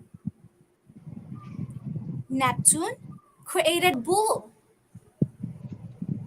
And Minerva created a house. Momus was then called to choose which of the creation had the greatest merit. Momus said of Jupiter's creation, "The man is not a great creation because there is no window in his breast. How can his inward thoughts and feelings be seen?" Momus said of Neptune's creation, "The bull is also not a great creation because its horns are above its eyes. How could it see when it butts with the horns?"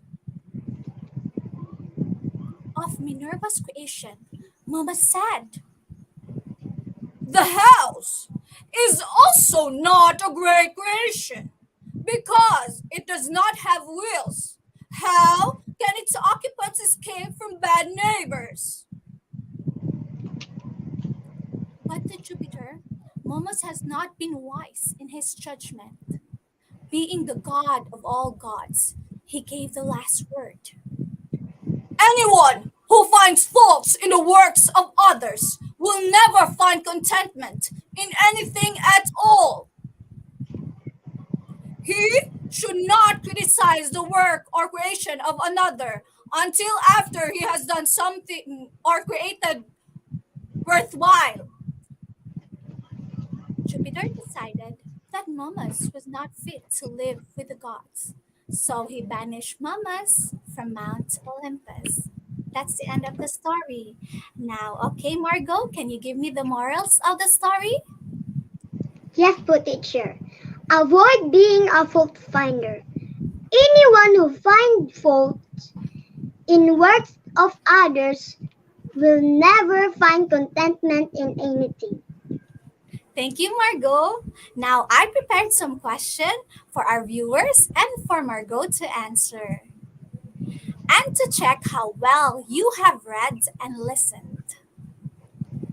The first question is, why did Jupiter, Neptune, and Minerva decide to meet? Again, why did Jupiter, Neptune, and Minerva decide to meet? A, to decide who among them could create the most faultless thing on earth.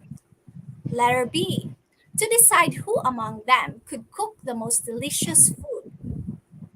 Letter C, to decide who among them could become the most powerful god. And letter D, to decide who among them will replace Momus as judge. Okay, let's try to read some of the comments. Okay, Azalea Gromo said the answer is letter A, and Eliza Kate Romero Begonia, her answer is letter A. Now, how about you, Margot? What is your answer?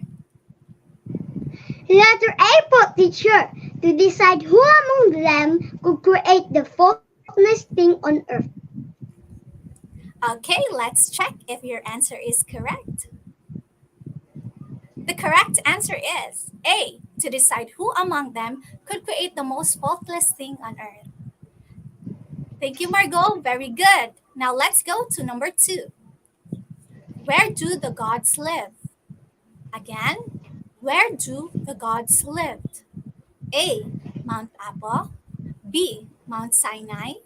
C, Mount Olympus. D, D. Mount Everest. Okay. Margot, are you ready to answer now? Yes po, teacher. What is your answer? Letter C po, teacher. Mount Olympus. Let's check if your answer is correct. The correct answer is letter C, Mount Olympus. Good job, Margot. Now let's go to question number 3. What did Jupiter do to Momus after giving his judgment to the Creations? Again, what did Jupiter do to Momus after giving his judgment to the Creations? A. Jupiter turned Momus into a bull. Letter B. Jupiter banished Momus from Mount Olympus. Letter C. Jupiter made Momus the god of wisdom. Or letter D. Jupiter rewarded Momus the house Minerva created. Okay? Margot, can you give your answer now? Yes po, teacher. Letter B po, teacher. Jupiter banished Momus from Mount Olympus. Let's see if your answer is correct. The correct answer is letter B. Jupiter banished Momus from Mount Olympus. Very good, Margot. Now let's go to our 4th question. Who was called to choose which of the creations had the greatest merit? Again, who was called to choose which of the creations had the greatest merit? Letter A, Jupiter. Letter B, Momus. Letter C, Minerva. Or letter D, Neptune. What is your answer, Margot? Letter B po, teacher. Momus. Okay. And for our viewers, Mirasol Ramo Gaas said letter B. Sophia Hill said letter B. And Azalea Gromo, letter B. Okay, let's check if your answer is correct. The correct answer is letter B, Momus. Good job, everyone. Now let's go to our 5th and last question. What was the reason why Jupiter decided that Momus was not fit to live with the gods?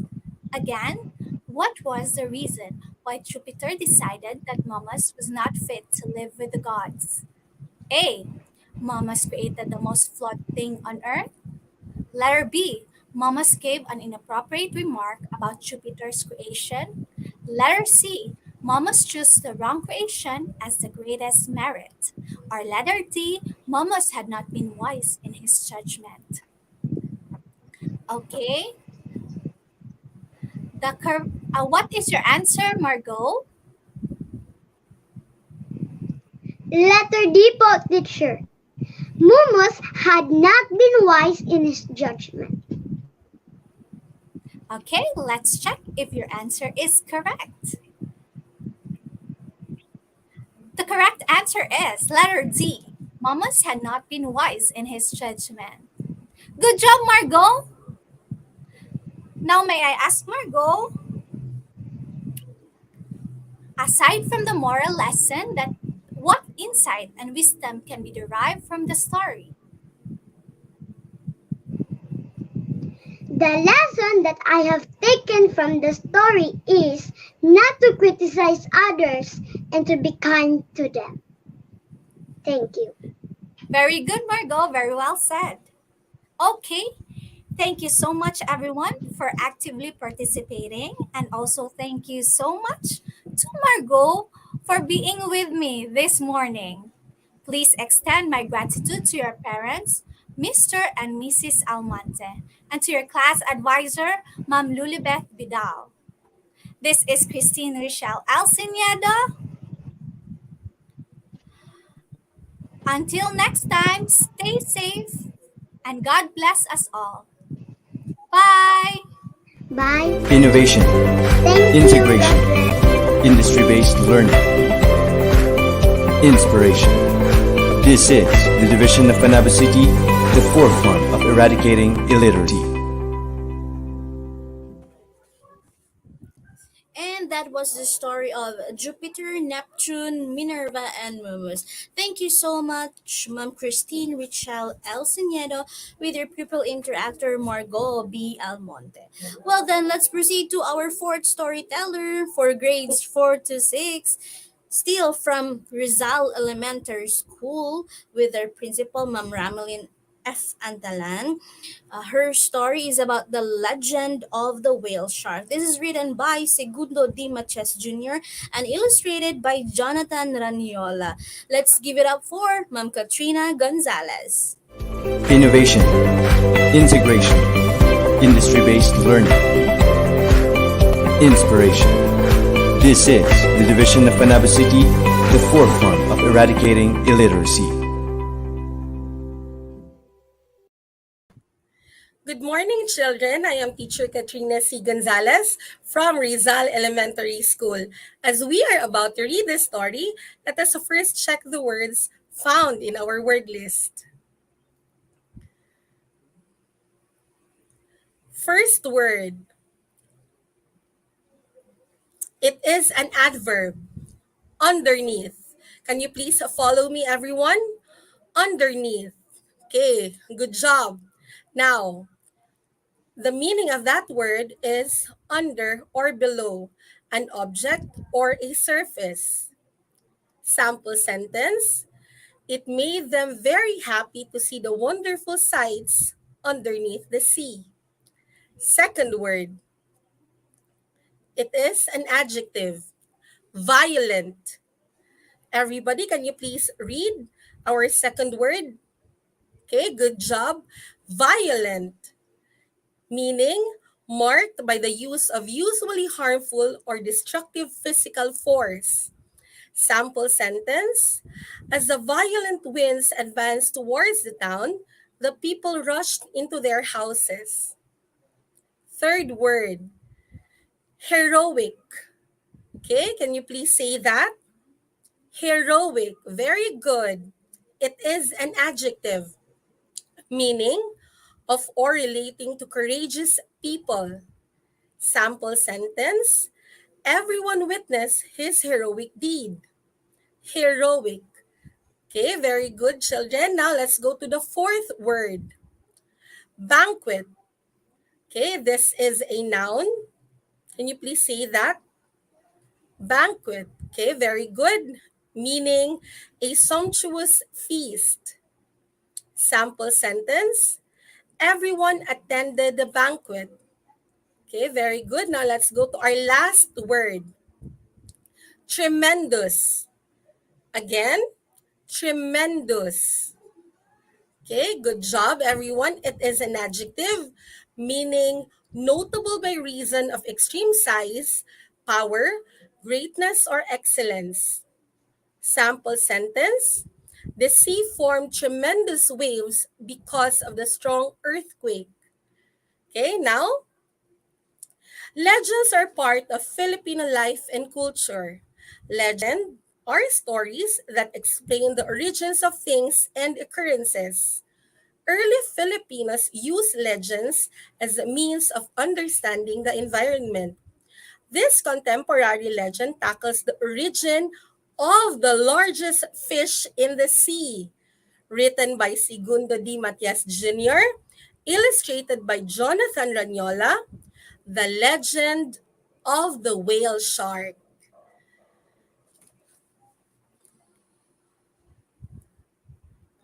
A very long time ago, in a small town in Bicol, there was a man whom everyone was afraid of. He was Tanding. People were afraid of him because he was a giant. He was as big and as tall as the tallest tree in the town.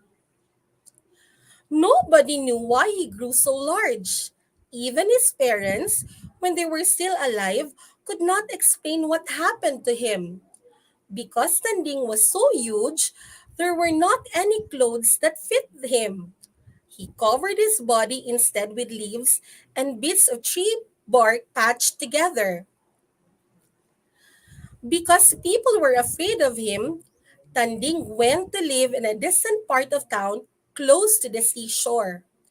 The only person was not afraid of him was a little girl named Eli. He and Eli often meet at the seashore. There they would tell each other stories and often went swimming in the sea. Eli always rode upon his shoulders whenever they dived into the water. It made them very happy to see the wonderful sights underneath the sea. When Eli's parents found about her close friendship in Tanding, they forbade her to see him.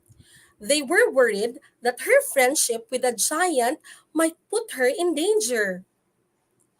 Tanding is a good person. He is my best friend. He is just big, but he never harms anyone. Isn't a person's character more important than his appearance? Ella reasoned with her parents. Now, let's try to answer this question. Why do you think Ella's parents forbade her to see Tanding? Okay, do we have answers from our viewers? I can see here from Sophia, Joyce, Azalea. No? Why do you think Ella's parents forbade her to see Tanding? Okay, now can we see our answer?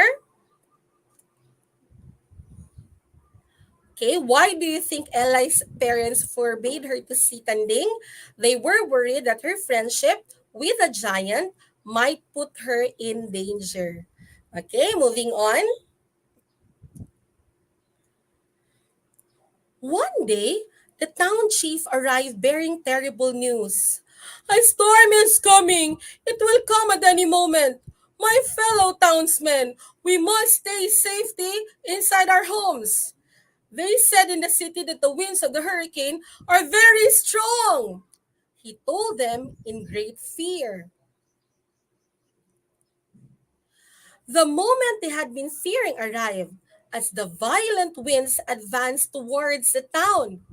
The people rushed into their house. From each of their homes, they could not do except to wait for whatever disaster that might befall them.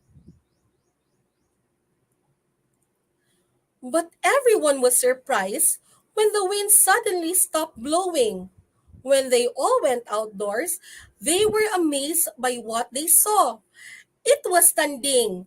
By using his hands and his body, he had managed to block the wind that was destroying the town. Then, with all his might, he blew the storm winds away from the town. Everyone witnessed his heroic deed. The townspeople were overjoyed by what Tanding had done. From then on, the people no longer feared Tanding. They were extremely grateful to him. They constantly gave him food to eat. The children were playing with him now.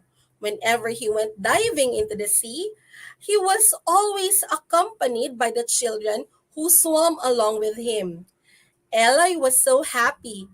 She was finally able to prove that Tanding was not to be feared, but instead should be loved by the townsfolk. Now, let us try to answer this question. What did Eli finally prove to the townsfolk about Tanding?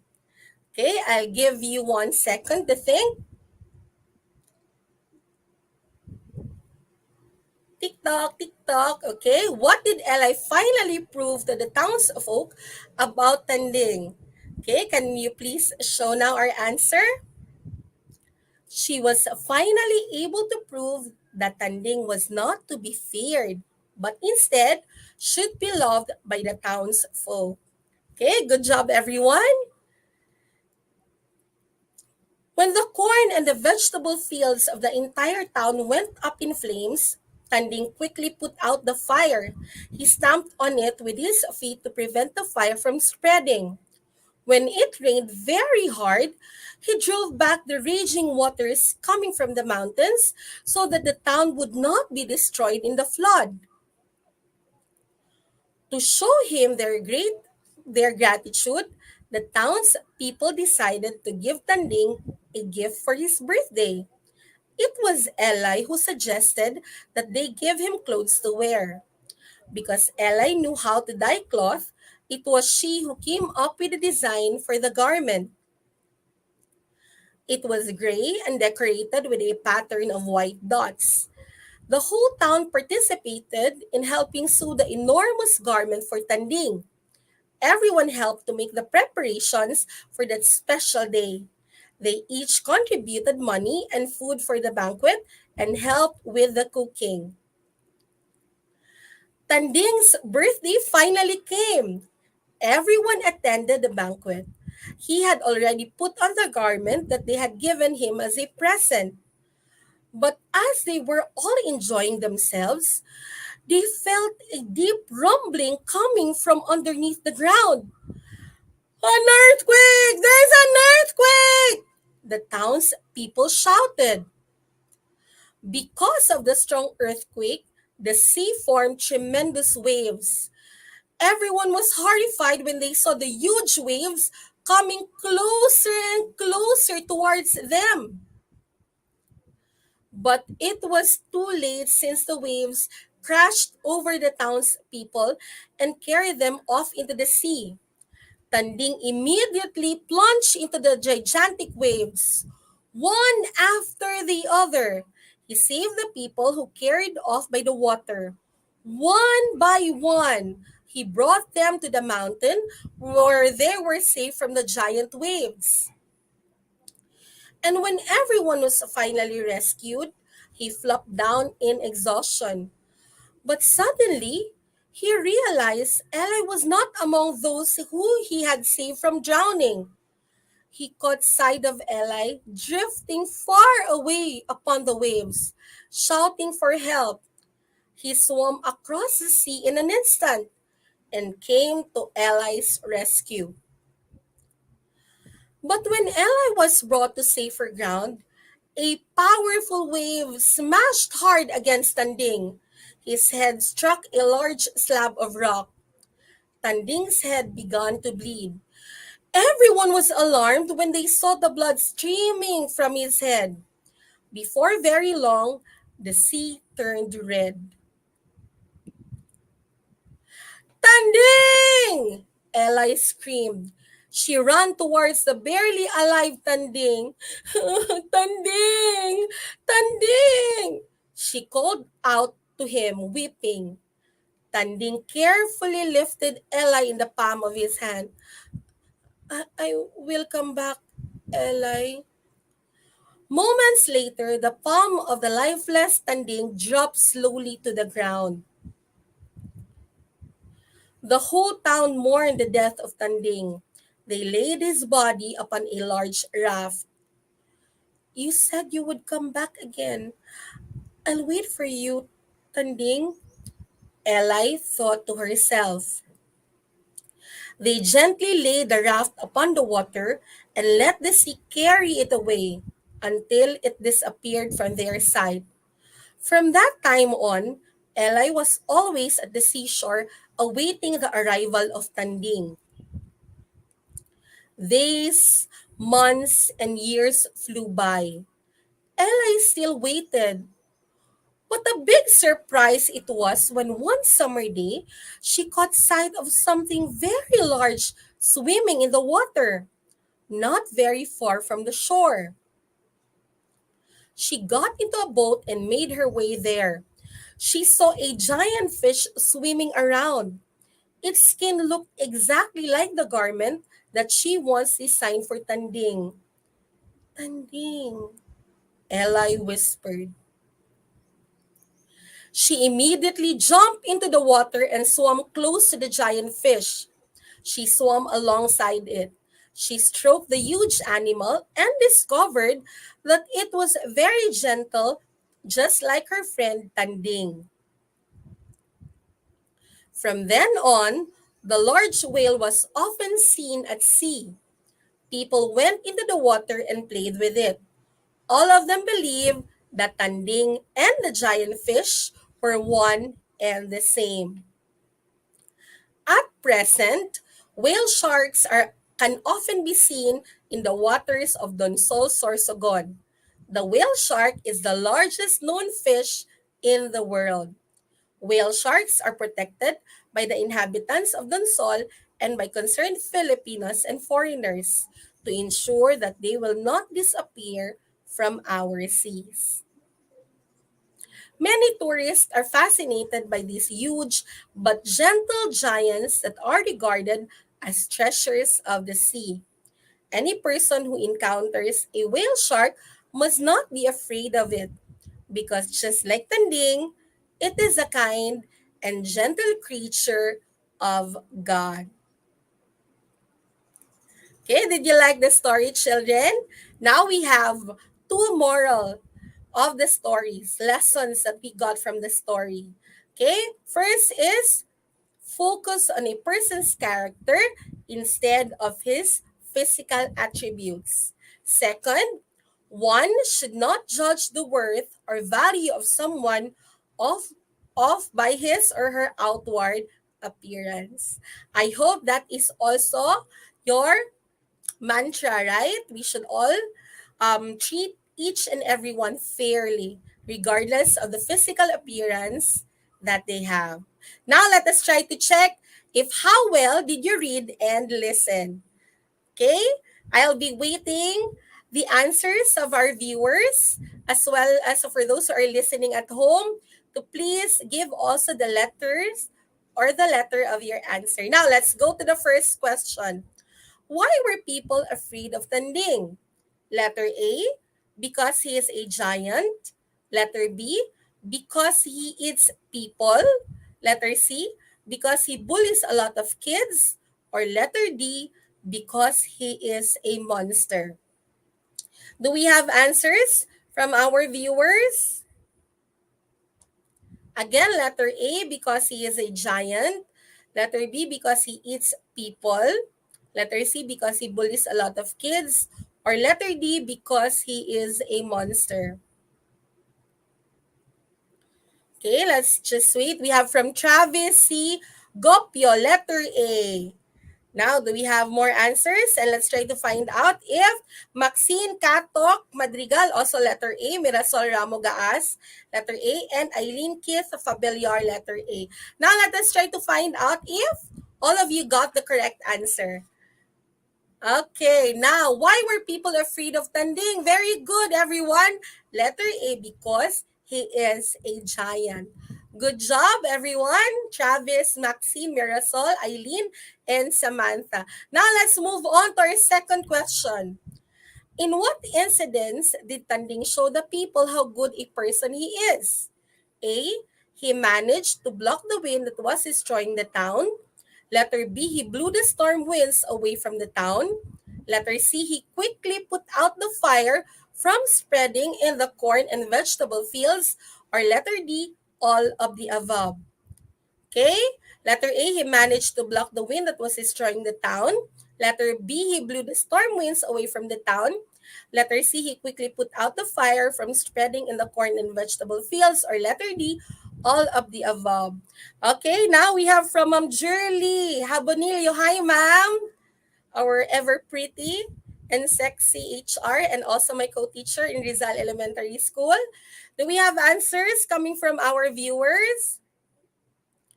Good morning, Ma'am Mira Luz. Do we have answers? Okay. Now, while waiting, I think it can also be letter A, or it can also be letter B, or it can also be letter C. Okay. So, let us now reveal our answer. Letter D, all of the above. Okay, very good, everyone. Good job. Now, let us go to our third question. How did the townspeople show their gratitude to Tanding? Letter A, they gave Tanding a laptop. Wow. Letter B, they gave Tanding clothes to wear. Letter C, they composed a song for Tanding. Or letter D, they prepared a dance presentation for Tanding. Okay, now another, let's try to read again the choices. Letter A, they gave Tanding a laptop. B, they gave Tanding clothes to wear. Letter C, they composed a song for Tanding. Letter D, they prepared a dance presentation for Tanding. Okay, we have answer again from Travis Sigopio, letter B. Eileen Keith, also letter B. From Mirasol Ramugaas, I think you were referring to letter B, okay? Thank you, kids. Good job. Now let us try to find out if they got the correct answer. Letter B. Very good. They gave Tanding clothes to wear. Now let's move on to our fourth question. What is the reason why the sea formed a tremendous waves? A, because of a storm. B, earthquake. C, thunder. Or D, volcanic eruption. Again, what is the reason why the sea formed a tremendous waves? A, because of a storm. B, earthquake. Letter C, thunder. Or letter D, volcanic eruption. Okay, do we have answers from our viewers? Hello, Priscilla. Let's just wait for a little bit. The answers are coming. Okay, we have from Travis, letter B. Very good, Travis. We have again from Mirasol, letter B. From Eileen, letter B. Now let us try to find out if they got the correct answer. Very good, because of the earthquake. Okay, good job. Now let's have our last and final question. What features of Tanding can be found in the whale shark?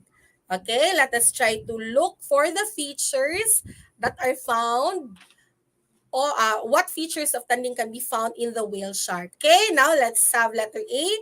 Its skin looked exactly like the garment that Eli designed for Tanding, and it was very gentle.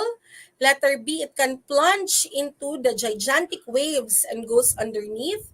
Letter C, it was also feared by the townspeople. Or letter D, it is also found near the sea. Okay, while waiting for the answers of our viewers, I hope that you also have your answers at home.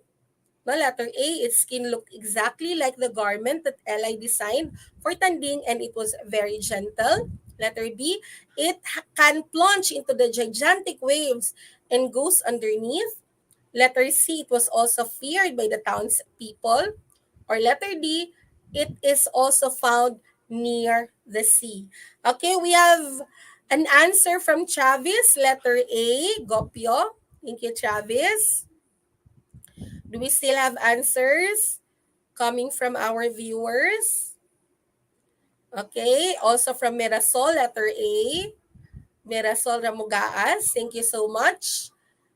Okay, now let us now reveal our answer, the correct answer. Okay, very good, Travis and Mirasol. Letter A, its skin looked exactly like the garment that Eli designed for Tanding, and it was very gentle.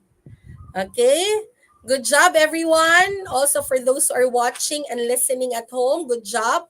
Now, let us try to deepen your thinking. I want you to write your reflection regarding the story, The Legend of the Whale Shark. Thank you very much, everyone. I hope you all enjoyed our story. And I am going to ask you a question. Why do we need whale sharks? Why do we need whale sharks? The conservation of whale sharks is important, not because it will be tough for other animals to take on the task that these colossal sea creatures manage with ease, but because losing any species within an ecosystem can have a negative impact on every other plant and animal within that ecosystem. Let us all continue to be reading advocates. Stay safe, and God bless us all. Innovation, integration, industry-based learning, inspiration. This is the division of Panabo City, the forefront of eradicating illiteracy. Yes, thank you so much, Ma'am Katrina Gonzalez from Rizal Elementary School for such good story and also for that reminder encouraging us to be reading advocates. And also thank you to for staying tuned mga ka-learner. Now, let's move on to our next storyteller. This is for science, no? He is from Glicerio El Dundoy Central Elementary School with his school head, Sir Eric C. Paquera. Ang kanya pong story is entitled Angel Alcala, Biodiversity Hero. This is arranged by Celso B. Lamotus Jr. Now, let's find out, let's give it up with her or with his pupil interactor. Makikilala natin sila. Let's welcome on screen Sir Celso B. Lamotus Jr. Innovation, integration, industry-based learning, inspiration. This is the division of Panabo City, the forefront of eradicating illiteracy.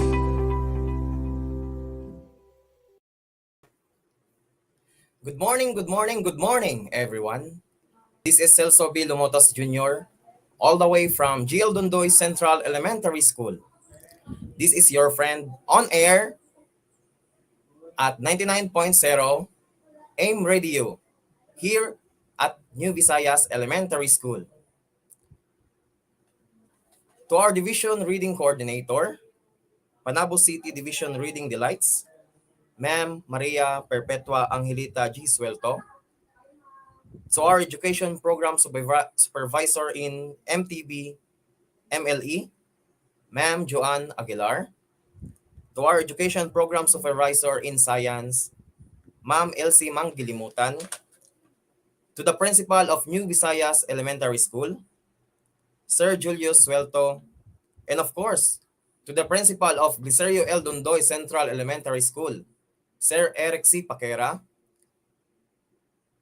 to the Science Coordinator of GL Dundoy Central Elementary School, Ma'am Judy T. Dutilios, and to the Reading Coordinator of GL Dundoy Central Elementary School, Ma'am Clarice Suelio. Good morning once again, ka-viewers. And now to our pupil interactor this morning, Stephanie Kyle F. Oliverio. She is a grade 5 student coming from GL Dundoy Central Elementary School. Good morning, Stephanie. Good morning, sir. How are you today?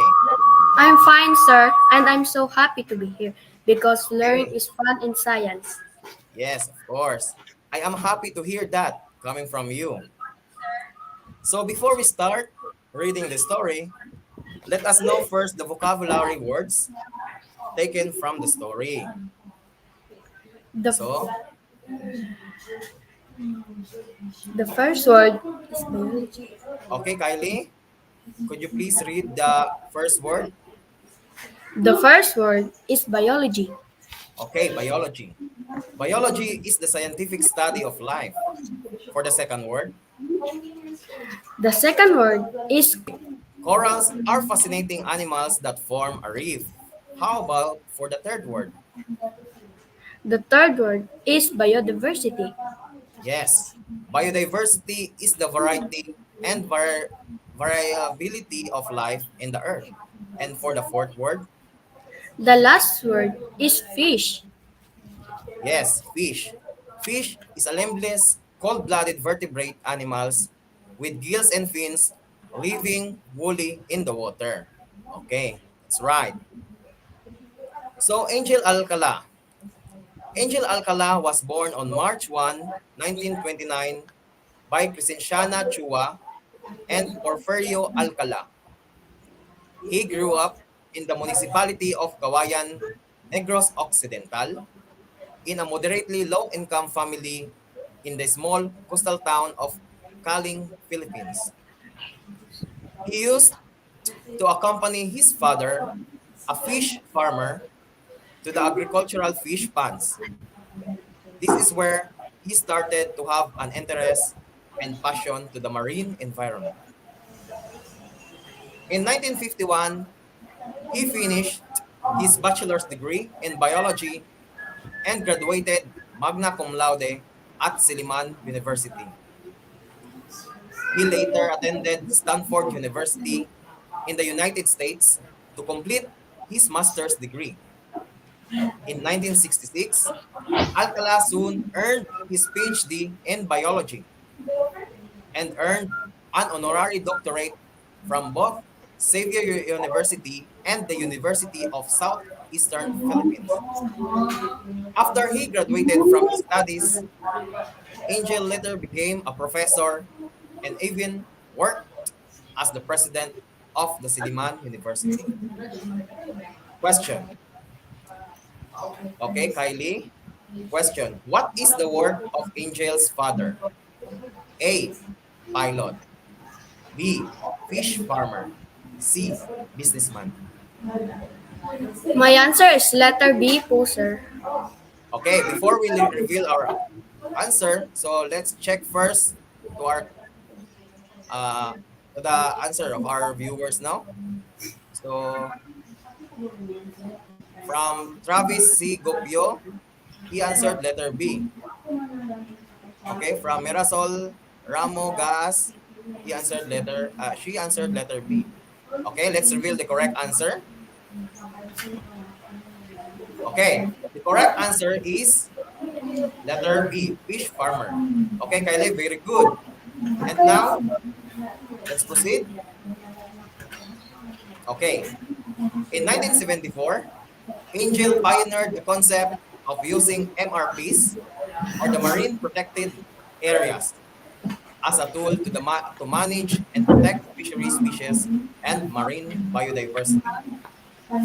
Marine protected areas help protect important habitats and representative samples of marine life and can assist in restoring life, productivity of the oceans, and avoiding further degradation. They are also sites of scientific study and can generate income through tourism and sustainability in fishing. Question. Okay, Kylie. Question for number 2. What does MRPs stands for? A. Marine Protected Areas. B. Mineral Protector Areas. C. Marine Pacific Areas. Okay, Kylie. What do you think is the correct answer? My answer is letter A po, sir. Okay, let's reveal the correct answer for number 2. Okay, very good, Kylie. The correct answer is letter A, Marine Protected Areas. In 1977, Alcala set up the first artificial reef in Dumaguete, Philippines. There are now over 1,000 such areas throughout the country. He also experimented with conserving coral reefs and other marine resources by testing the mobility of fish species in the absence of human interference. For the third question, in 1977, what did Angel Alcala set up in Dumaguete? A. Artificial reef. B. Robot. And C. Modified boat. Kylie, what do you think, or what may be the possible answer for this question? My answer is letter A po, sir. Okay, let's reveal again the correct answer. Okay, very good, Kylie. The correct answer is artificial reef. Alcala was the first Filipino scientist to lead the research of Philippine reptiles and amphibians, which led to the discovery of 50 species. He promoted conservation on many issues involving the environment. He is known as the father of marine protected areas. He said, humans need biodiversity, but we must learn to harness our resources. We need to learn how to manage them sustainably. And for the last question, he is known as the father of marine protected areas. Who is he? A. Angel Alcala. B. Albert Einstein. And C. Isaac Newton. Okay, Kylie, for number 4 question, what do you think is the correct answer? My answer is letter A po, sir. Okay, before we reveal no, let's check first at the comment section. So Travis Sigopio answered letter A. Okay, let's reveal the correct answer. Okay, very good. The correct answer is letter A. Angel Alcala. Okay, what is the moral lesson of the story? So the moral lesson of the story is the path to success is one of dedication and passion for one's work. Okay? Before I end up this story, so I would like to take this opportunity to say thank you for all the viewers in Panabo City, not only here in Panabo City, but all the viewers in the internet. And also to the parents of Stephanie Kyle Oliverio, no, who are very supportive, who is very supportive. And also sa mga bumubuo ng istasyon na ito, 99.0 AM Radio, here in New Visayas Elementary School. Maraming salamat po. And to end this story, I would like to share to you an inspirational message coming from or, or inspirational quote by Anthony Douglas Williams. He said, "Some of the greatest minds on earth live in the seas." That would be all. Thank you for watching and listening. To God be all the glory. Innovation, integration, industry-based learning, inspiration. This is the division of Panabo City, the forefront of eradicating illiteracy.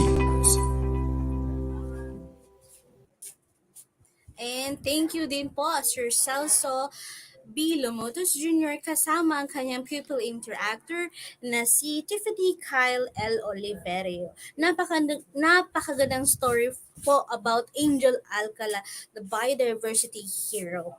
Well then, let's proceed to another storyteller for junior high school English. She is from Panabo City National High School with their school principal, with our school principal, Mamemia B. Infiesto, principal 4. Her story is about the milkmaid and the pail. This is written by Aesop and illustrated by Ping Pong. Well, now, wag na nating patagalin pa. Let us welcome on screen, Ma'am Angie Dongon. Innovation, integration, industry-based learning, inspiration. This is the division of Panabo City, the forefront of eradicating illiteracy. Hello, good morning students, good morning learners. Welcome again for another story for today. So, my name is Ma'am Angie Casinilo Dungon, your storyteller for today. So, before we start, let me give you a quick detail about our story for today. It is entitled The Milkmaid and Her Pail.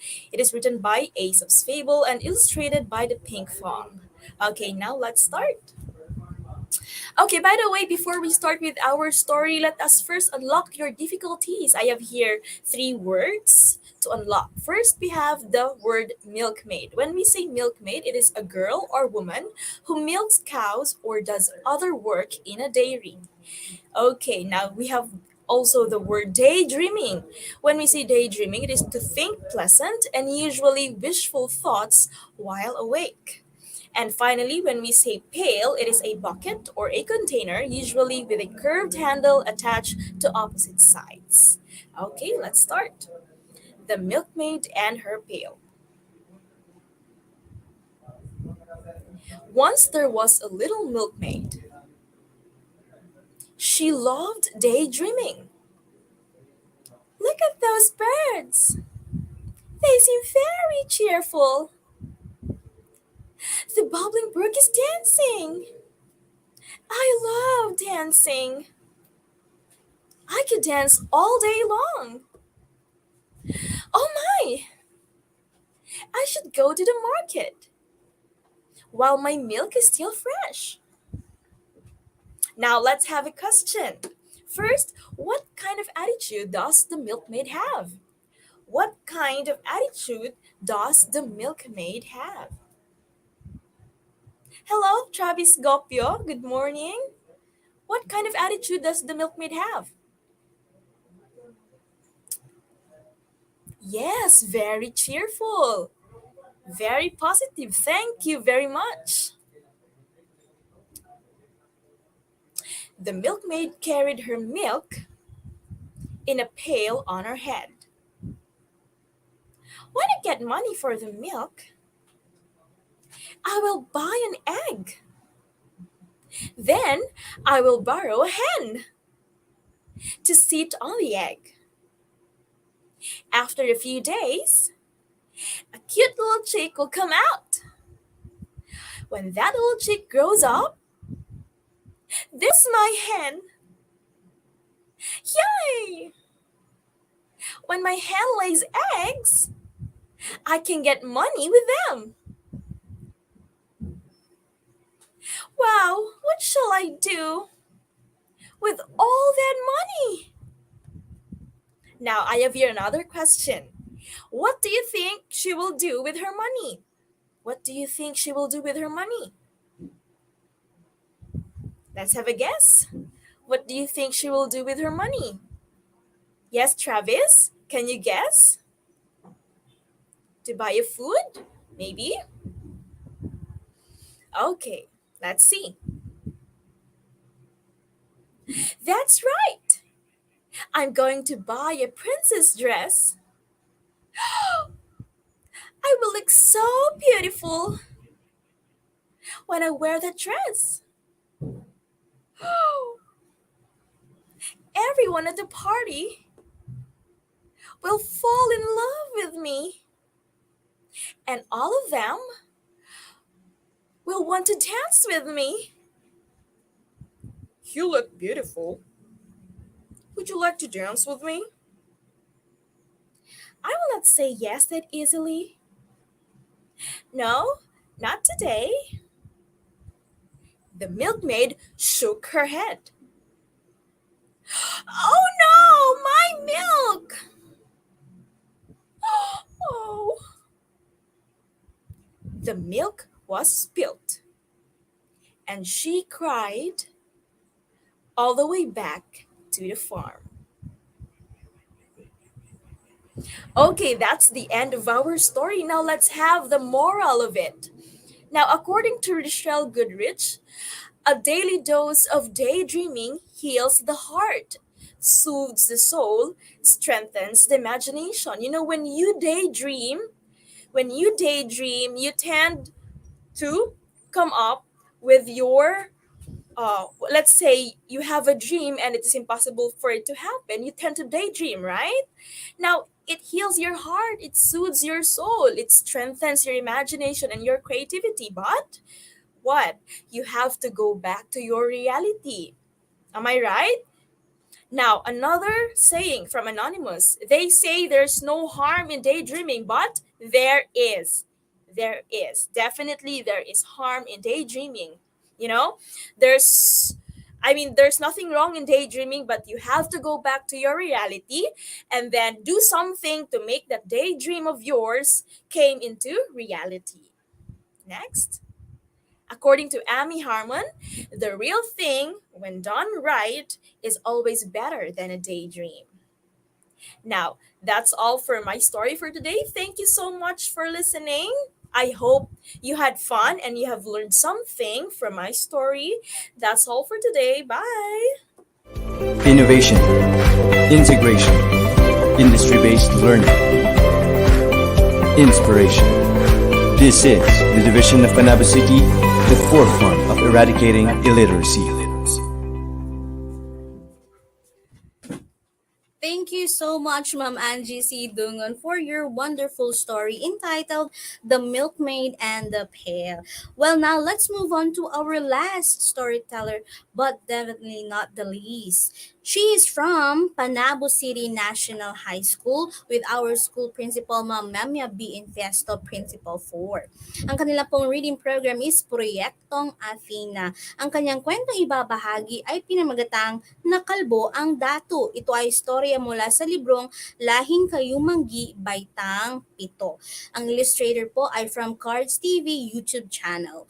Well, let us welcome on screen Ma'am Roneth Porton.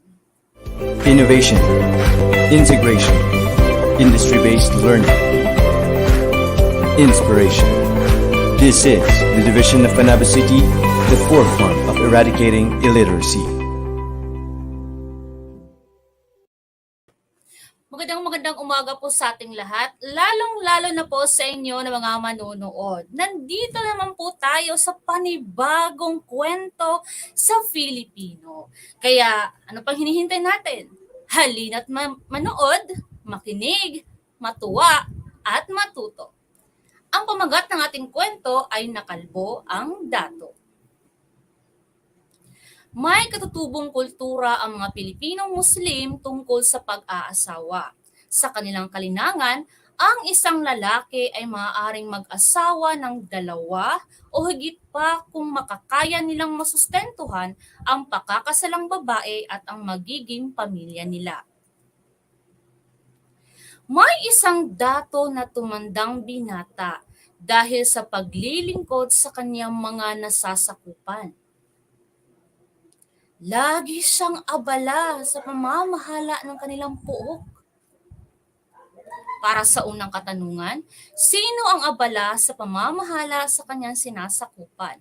Letter A, Kapitan. B, Alkalde. Letter C, Dato. Pakilagay niyo mga sagot dito sa ating comment section. Okay. Sa lahat po mga nagsagot, from Sir Travis Gopio, letter C po, and Edric Adlawan, letter C, magaling, Dato ang kasagutan.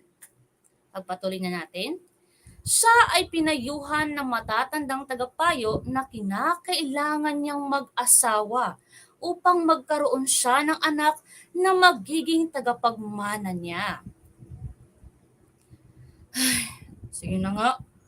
Napilitang mamili ang dato na makakasama niya habang buhay. Sa kalawang katanungan, bakit kinakailangang mag-asawa at magkaroon na ng anak ang dato? Bakit nga ba? Letter A, para mayroon siyang tagapagmana. Letter B, para mayroon siyang katulong sa pamumuno. O letter C, para katuwang niya sa pagre-resolba ng problema sa bayan. Anong tamang kasagutan para sa ikalawang katanungan? From Gopio again, Travis Gopio, letter A po. Okay, magaling. Para mayroon siyang tagapagmana. At kay Sam JH na nanonood sa YouTube natin. Magaling. Para sa kwento, naging pihikan ang dato dahil sa dami ng magagandang dilag sa pinamumunuang pamayanan.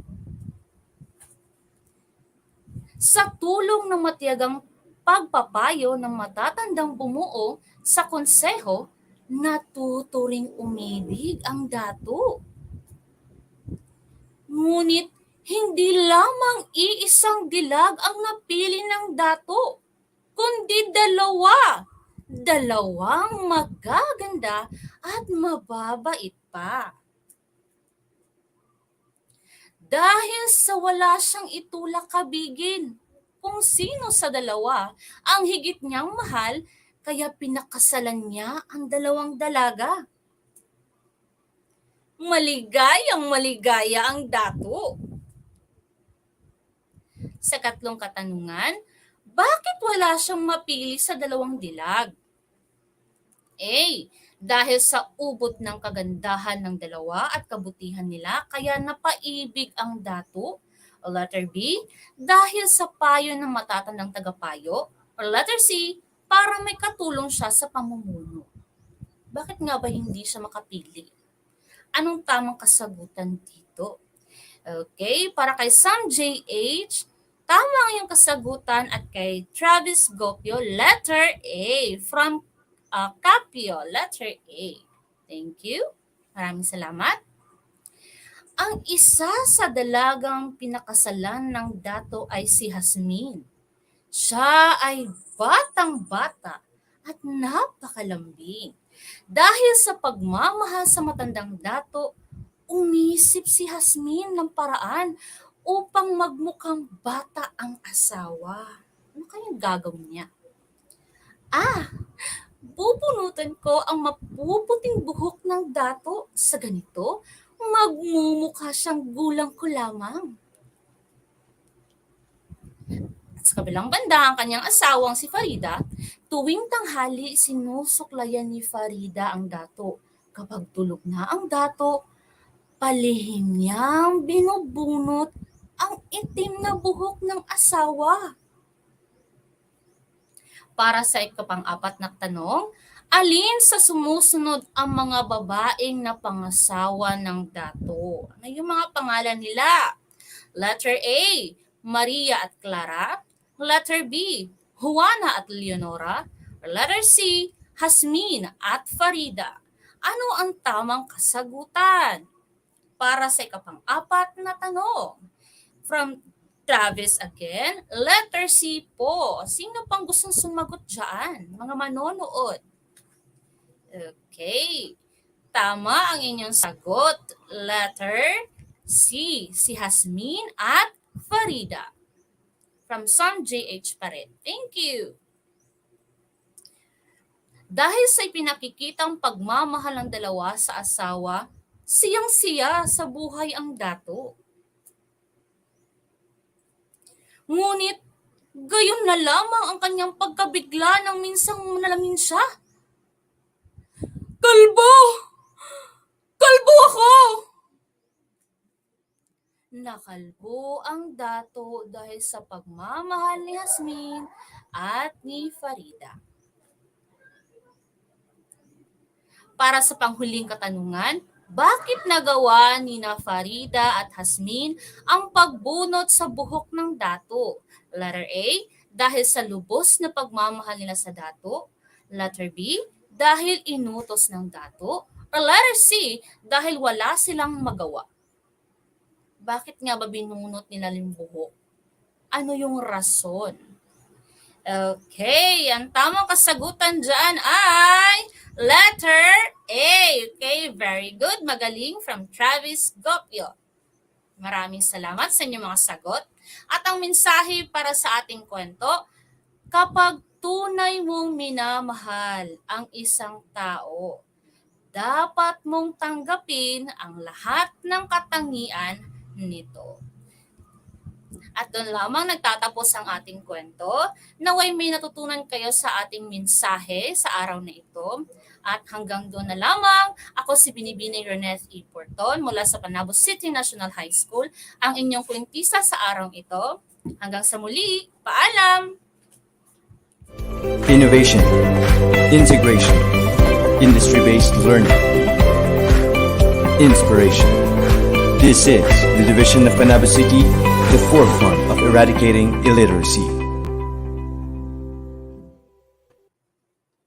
Maraming salamat din po, Ma'am Reneth E. Porton from Panabo City National High School.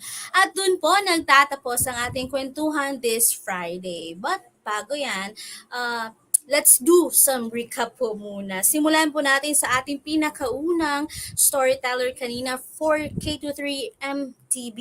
We have Ma'am Elizabeth C. Acas from Salvacion Elementary School. Ang kanya pong story ay ang barumbadong bus. Ug kini nagtudlo nato nga dili manghinambog ug makasarili kay dili kini maayo na batasan. Importante nga mahimong matinahuron sa pagbati sa uban. Kasama po niya kanina ang kanyang storyteller na si Jasmine Grace F. Tagaro from Salvacion Elementary School. Maraming salamat po ulit, Ma'am Elizabeth C. Acas. For storyteller number 2 for K-3 Filipino, we have Sir Jesore M. Macas from Rizal Elementary School. His story was Ang Alamat ng Bayabas. And ang aral po ng kwento, huwag maging sakim at madamot sapagkat wala itong mabuting maidudulot. Sikapin mong tumulong sa mga nangangailangan. Huwag maging malupit sa kapwa. Maging mabuti ang ating pakikitungo sa iba upang hindi tayo kainisan. Maraming salamat po ulit, Sir Desiree M. Macas from Rizal Elementary School.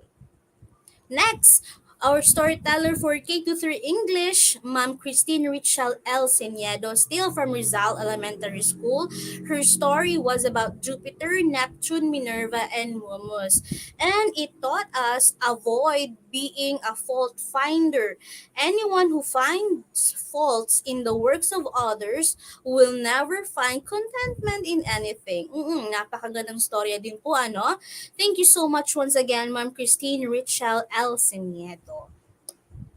Next, for English 4 to 6, still from Rizal Elementary School, we have Ma'am Katrina C. Gonzalez, the reading coordinator. Maraming salamat po, Ma'am Katrina, for your story, The Legend of the Whale Shark, written by Segundo D. Matias Jr.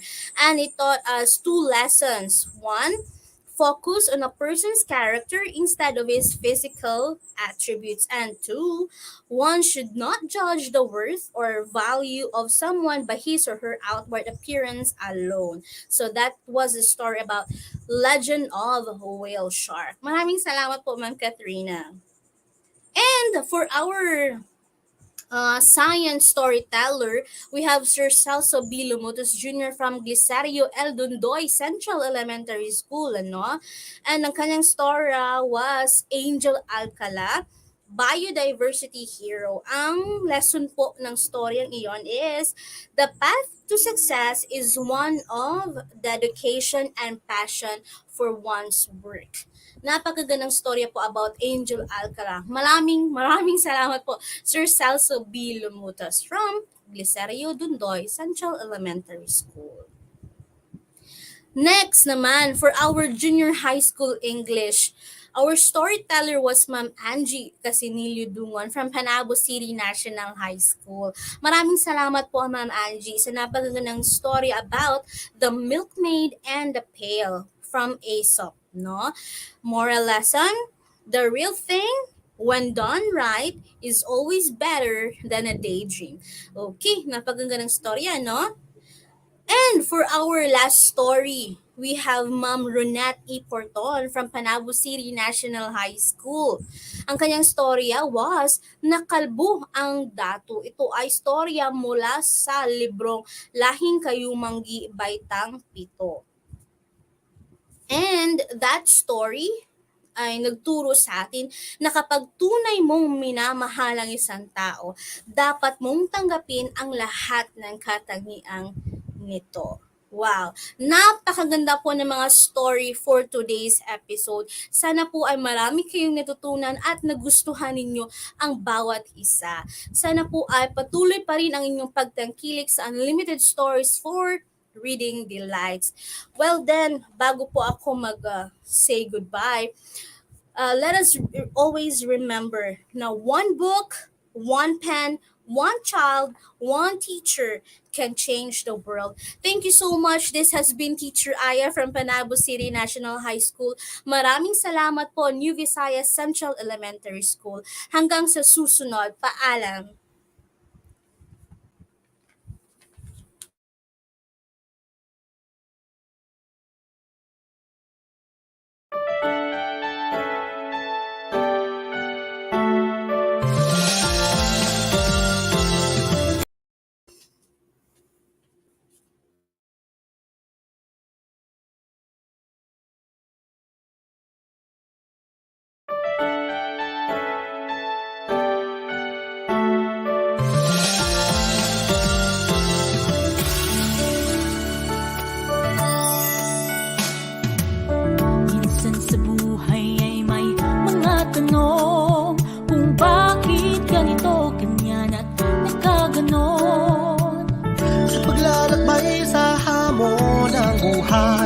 Ay matutunan natin na maging matatag at matibay.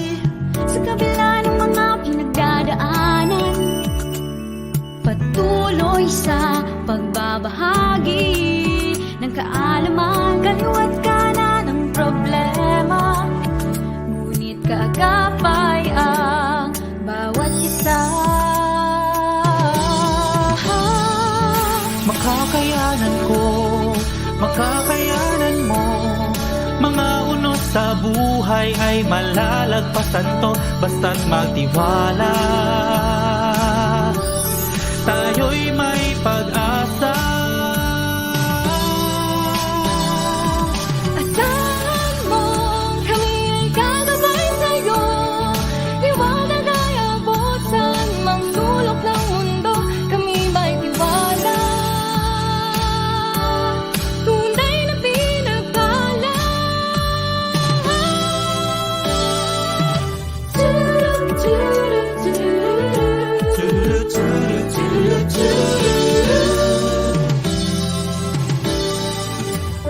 Kapag kakaisa ng bawat layunin ay makikita malasakit at ika'y diringgin. Ilalayo sa pangamba, ilalapit sa pangarap, pangarap na makamit ang kinabukasan. Sa kabila ng mga pinagdaraanan, patuloy sa pagbabahagi ng kaalaman, kaliwat kanan ng problema, ngunit gagapay ang bawat isa. Makakayanan ko, makakayanan mo. Mga unos sa buhay ay malalagpasan to, basta't magtiwala. Tayo'y may pag-asa. Asahan mo, kami ay gagabay sa'yo.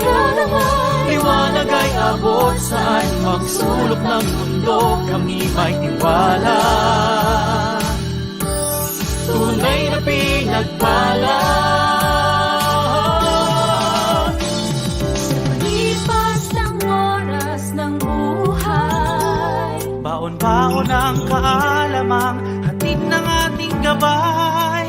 di magatubili sa pagkamit ng ating limit. Ikaw at ako, maghahayag ng panibagong mundo. Panibagong ito.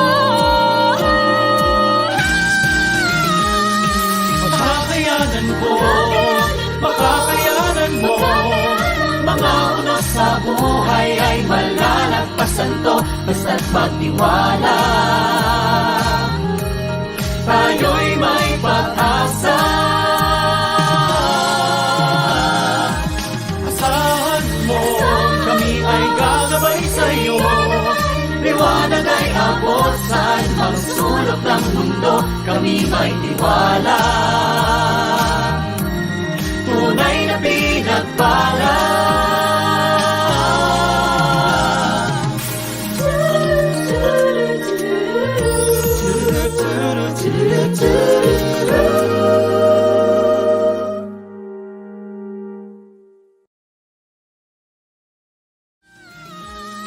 Makakayanan ko, makakayanan mo.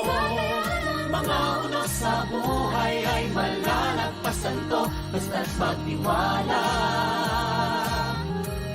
Tayo'y may pag-asa. Asahan mo, kami ay gagabay sa'yo. Liwanag ay abot saan ang sulok ng mundo. Kami may tiwala, tunay na pinagpala.